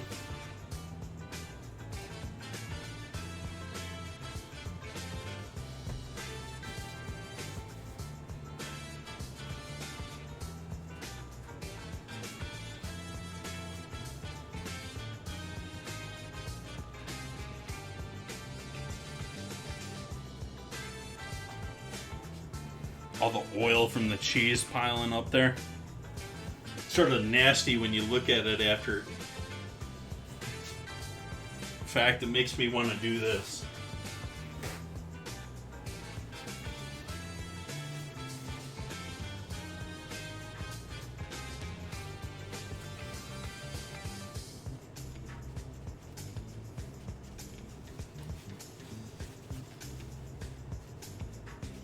Oh yeah, like the Brookstone gadgets. For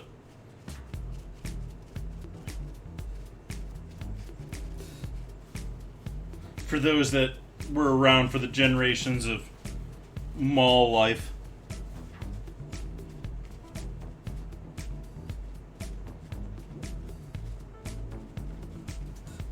Okay, let's take a photo of this deliciousness.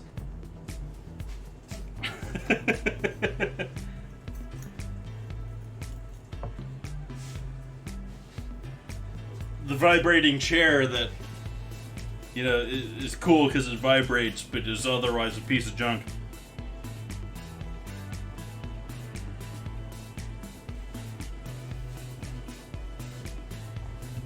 That is also just there so that people, so the dads that are there at the mall waiting for their wives and daughters to go out shopping, or sons, can hang out in the vibrating chair and relax.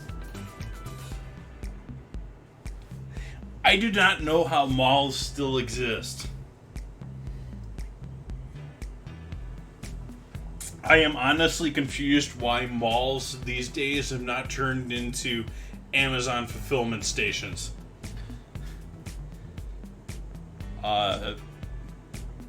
The idea that JCPenney is still a company boggles my mind.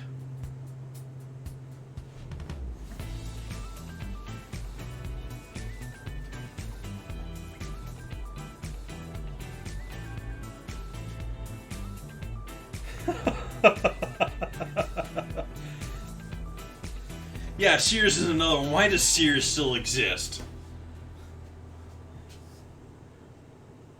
Just put it online.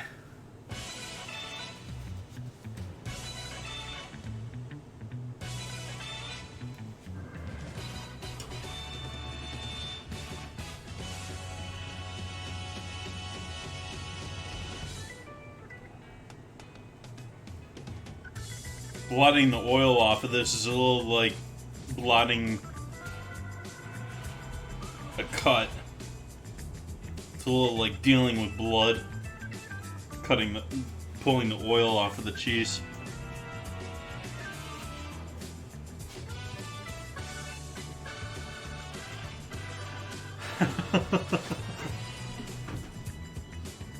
hey, I mean, it's a penny stock.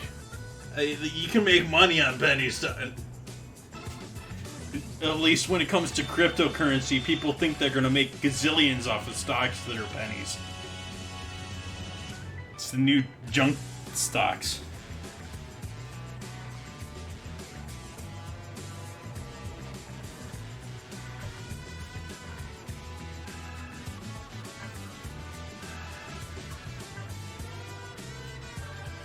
That said, I do think XRP is due for a huge bump.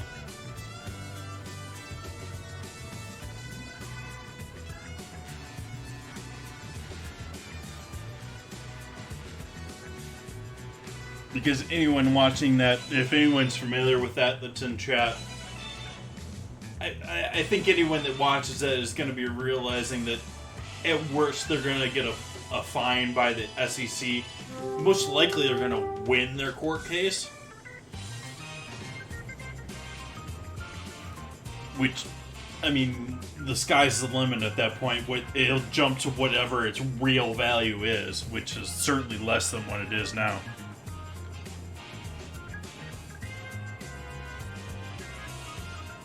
$1.6.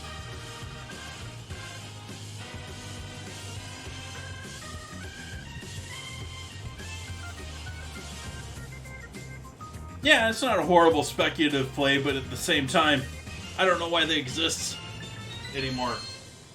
I don't know why Target exists anymore. I don't know why warehouse clubs exist anymore.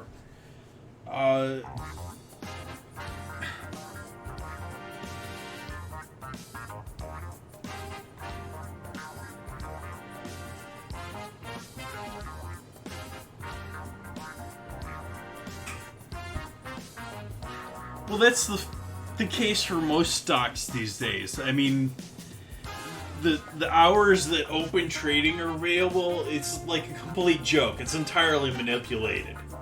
All of the real trading happens like the minute the stock market closes. You notice how the market opens and closes. It's like 50-point change on everything.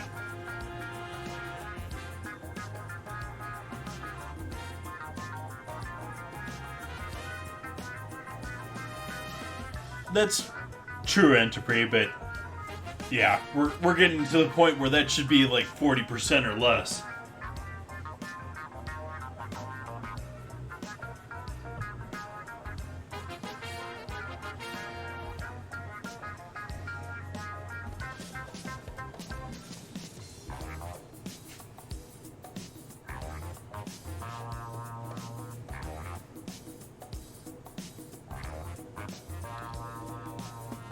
I really am shocked that farmers markets have not exploded even more. I mean, they're one of the few products in this world where you want to, like, I mean, yeah, with COVID, I got hooked into ordering stuff from Whole Foods online. But even with that, I still want to inspect my produce. I still want to, go to the farm stand or to the local supermarket that's not a chain, instead of that, because I mean, for like 60% of your typical supermarket, 80% of your typical supermarket, it's stuff you can order and not even worry about. But when it comes to produce, when it comes to meat, when it comes to stuff like that, I still want someone specialized for that.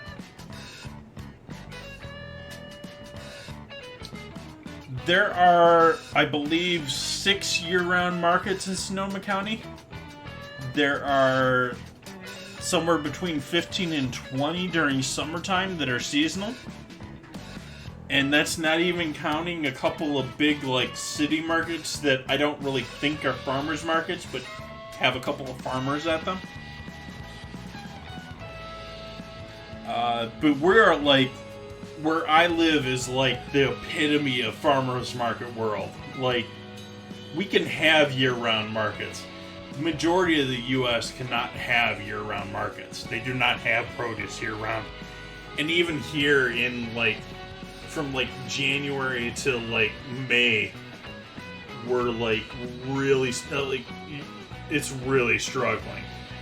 Like, and that's only because from like November until January they can, you know, winter squash all lasts. They can hold on to that. All the the root veggies are still available. Strawberries are like maybe other than 2 or 3 months out of the year, pretty much, yeah. I wouldn't say like in the dead of winter, but pretty much the rest of the year we have strawberries. And there's strawberries farms all over the county here. I'm also often lazy and just pick them up at the supermarket with everything else. But yeah, there's good options for strawberries in this county.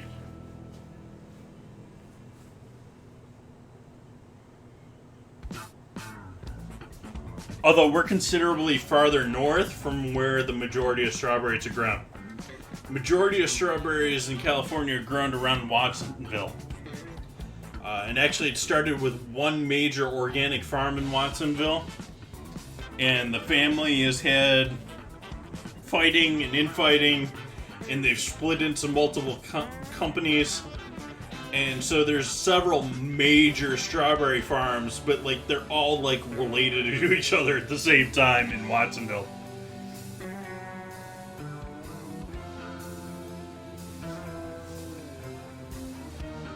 And that's also in California's Salad Bowl, which there's a valley that's sort of like Central California that, I mean, I'm sort of like part of the coastal California, but Central California, there's just like this valley that's just like perfect growing territory, other than the lack of water. Where we get like 75% of our U.S. grown produce, like everything we grow in the U.S. is in that valley.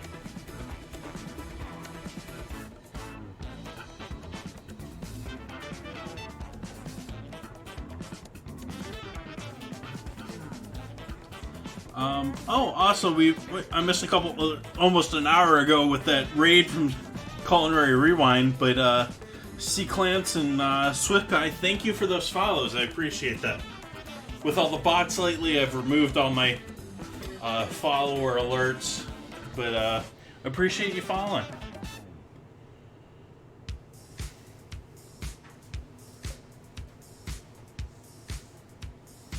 About another 15 minutes on those potatoes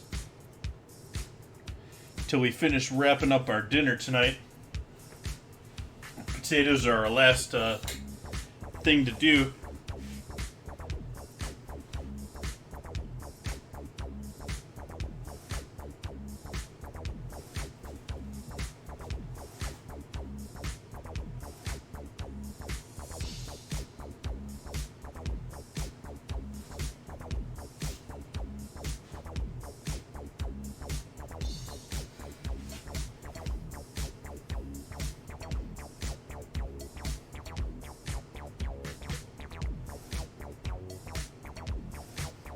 Actually pondering, I've royally screwed up my sleep schedule like in the last week and a half, and I really want to get it back on track.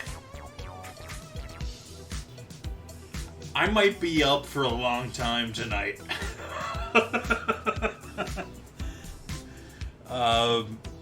So I might be hanging out in Discord through maybe like qualifying for Formula One tomorrow morning.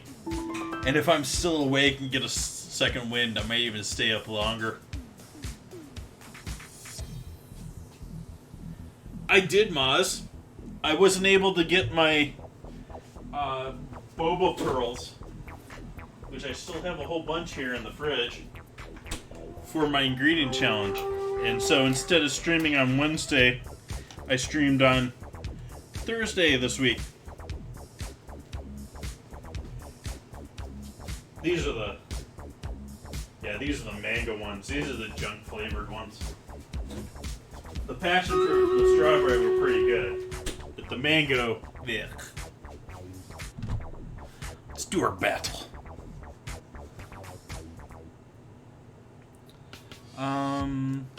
Let's try Killing Field. See what we do with that.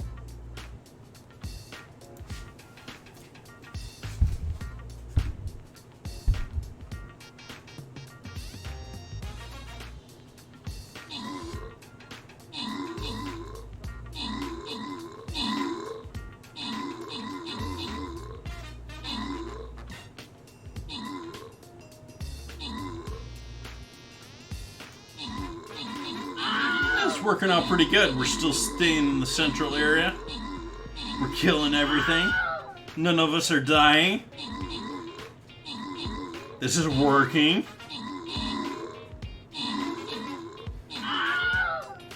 Victory. Entropy destroying everything. Who's gonna get that reward? I'm gonna guess it's Entropy. Entropy wins the reward. Boss defeated. Let's do one more raid tonight. Let's see here. What do we got? We got a green chest down here. I think we'll stop at the bottom then. Go for that green chest. And I'm still trying to power up all these lower level characters, so I'm gonna put this barbarian up here. And we'll see how we do in 30 minutes. Probably our last raid of the evening, or our last battle of the evening. Let's see how we're doing in the Discord vote. We got Star Anise with a 1 extra vote right now. Changing that up now. Our Wednesday ingredient challenges. I'm now gonna hold the vote from Wednesday until Sunday. I was closing the vote on Monday afternoons. Now I'm going to do it on stream during Sunday's stream, giving me another half day to get those ingredients ordered and to my house. I've now had 3 or 4 ingredient challenges where I got things delayed. So we've got Star Anise versus Pretzels this week. Whether you like licorice or you think pretzels is going to be a challenge for savory and sweet. What do you use what do you use pretzels for in the sweet world? Like, other than like chocolate covered pretzels, which I'm not going to do.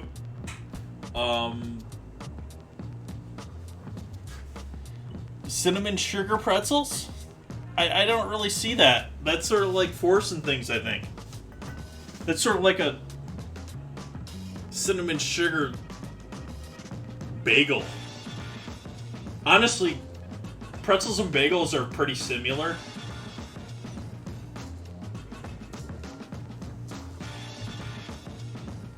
Pumpkin spice? What about pumpkin spice? I personally think this is better than any pumpkin spice you'll ever have. Garam masala. Not necessarily from McCormick.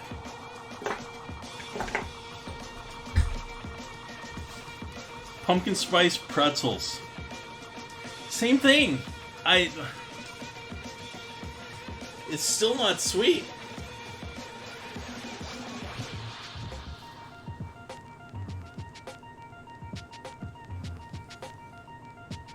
Then again, on the same, I mean, pretzels are sort of like a snack food almost entirely to themselves. I mean, what am I gonna do with that on the savory side even? Like, you know, like a pretzel bun roll? Yeah.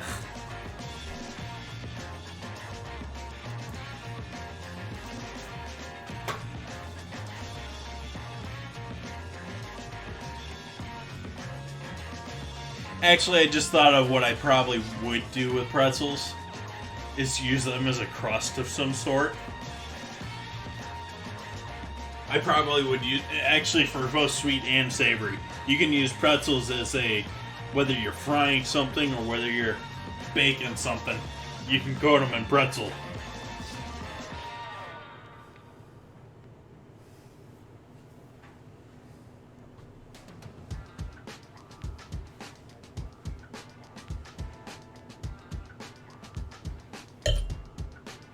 Gonna finish my bottle of wine before we even finish dinner tonight. How's our potatoes looking? I want them done ahead of time because I'm hungry.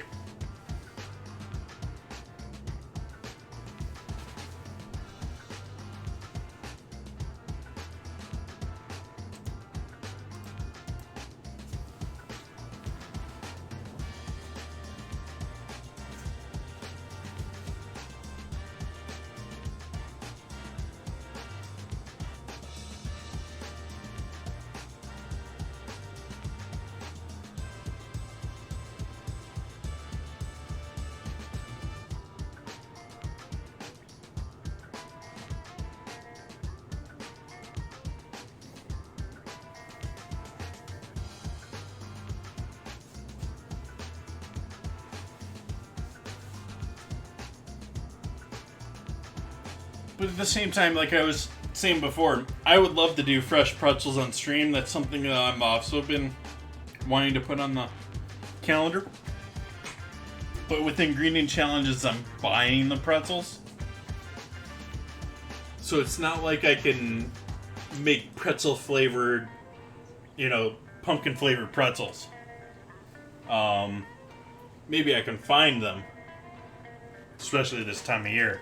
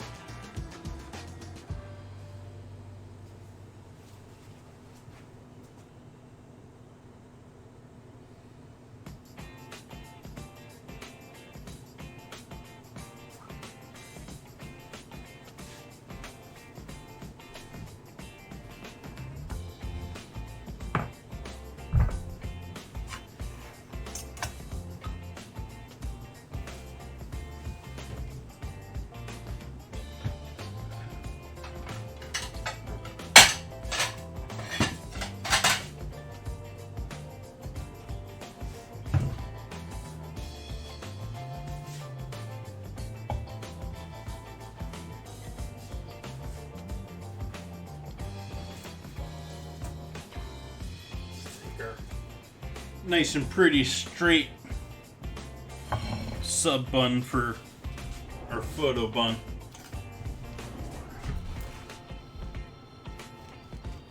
Give this a flat cut.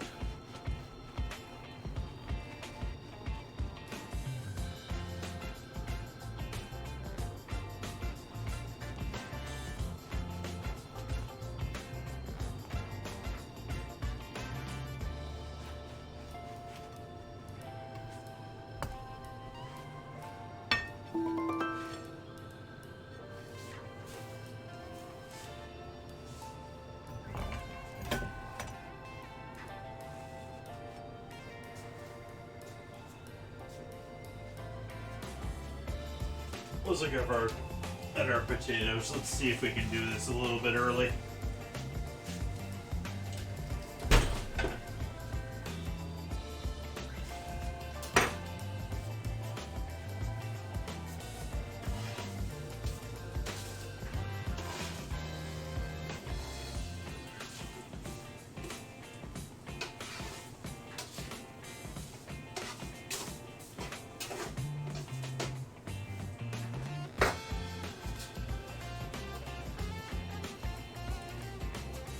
I'm gonna give those another 3.5 minutes here. What I've got my timer set for.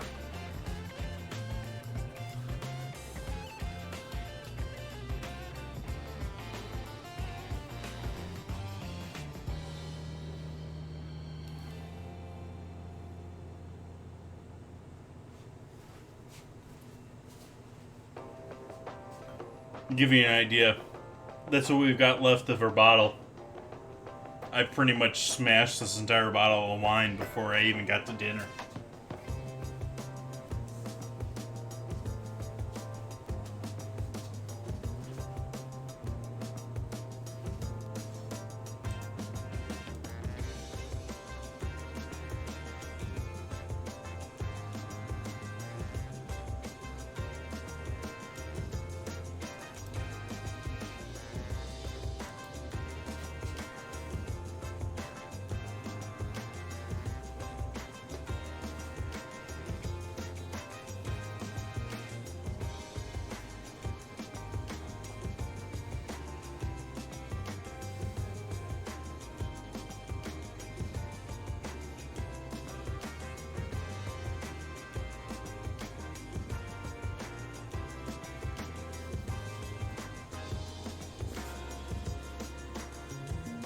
2 minutes until our taters. I'm just gonna pull the taters out in 2 minutes.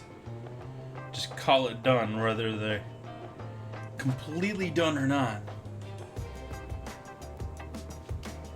Because we need to make our meatball sub. I'm hungry.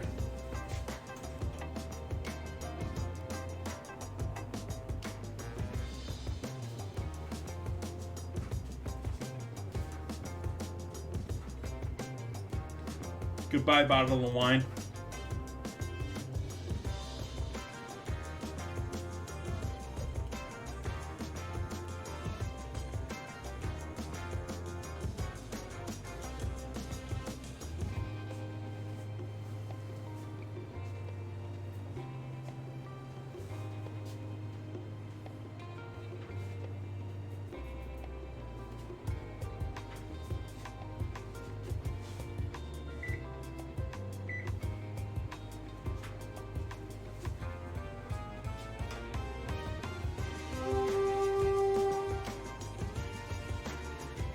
I think we're gonna finish our last battle offline tonight.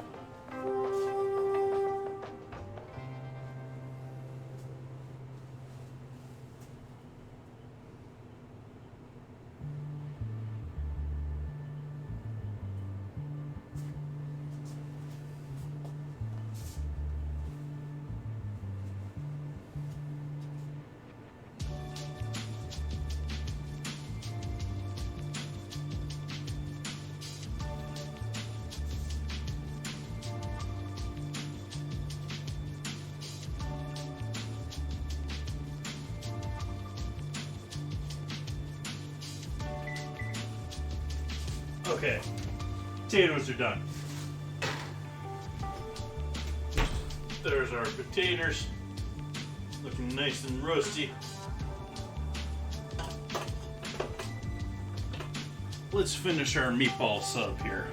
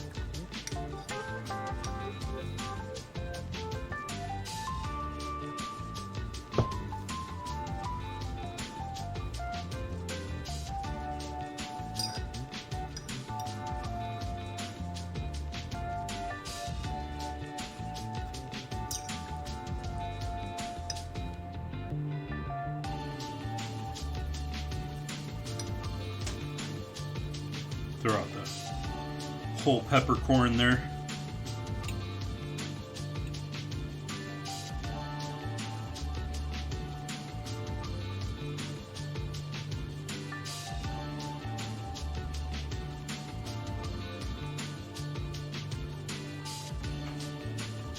Same with this peppercorn. Good for flavor, not actual dinner.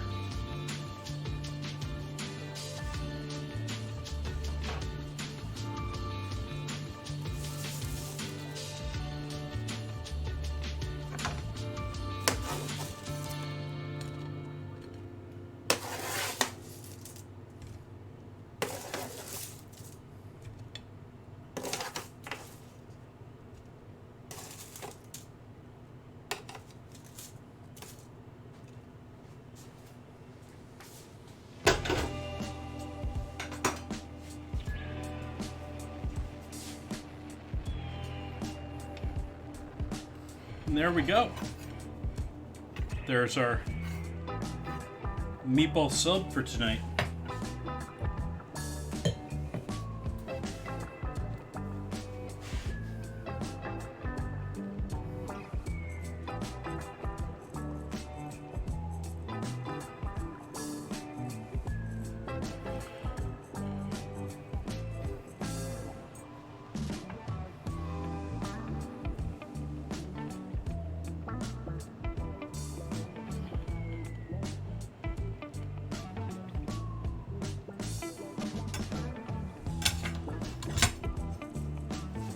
Taking a couple photos here for all the social medias.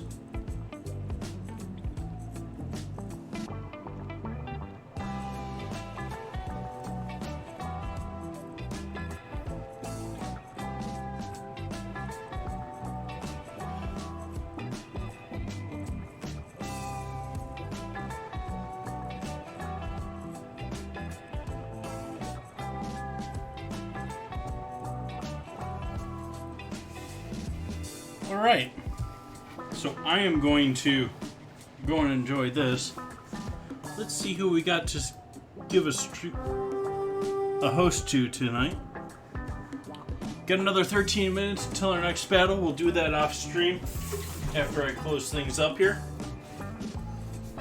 Let's see here, who can we send you all off to hang out with tonight?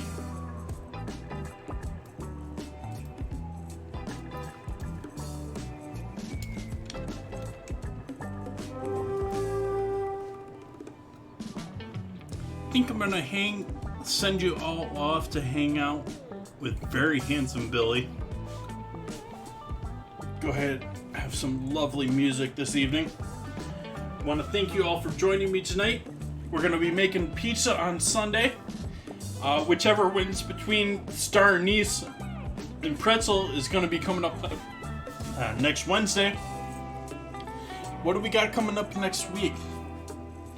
Fried cutlet and tortellini next week. I'm going to be doing tortellini for the first time from hand. I'm going to try and do all of them by hand. But we'll see how that turns out. I tried doing pasta in the past.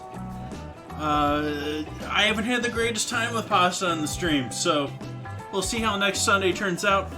Sunday, we're going to be doing the pizza, like I said before. We're going to be doing angel food cake. I hope you come back to join me for that. Thank you all for joining me this evening. And I will see you again soon. I hope you enjoy hanging out with very handsome Billy.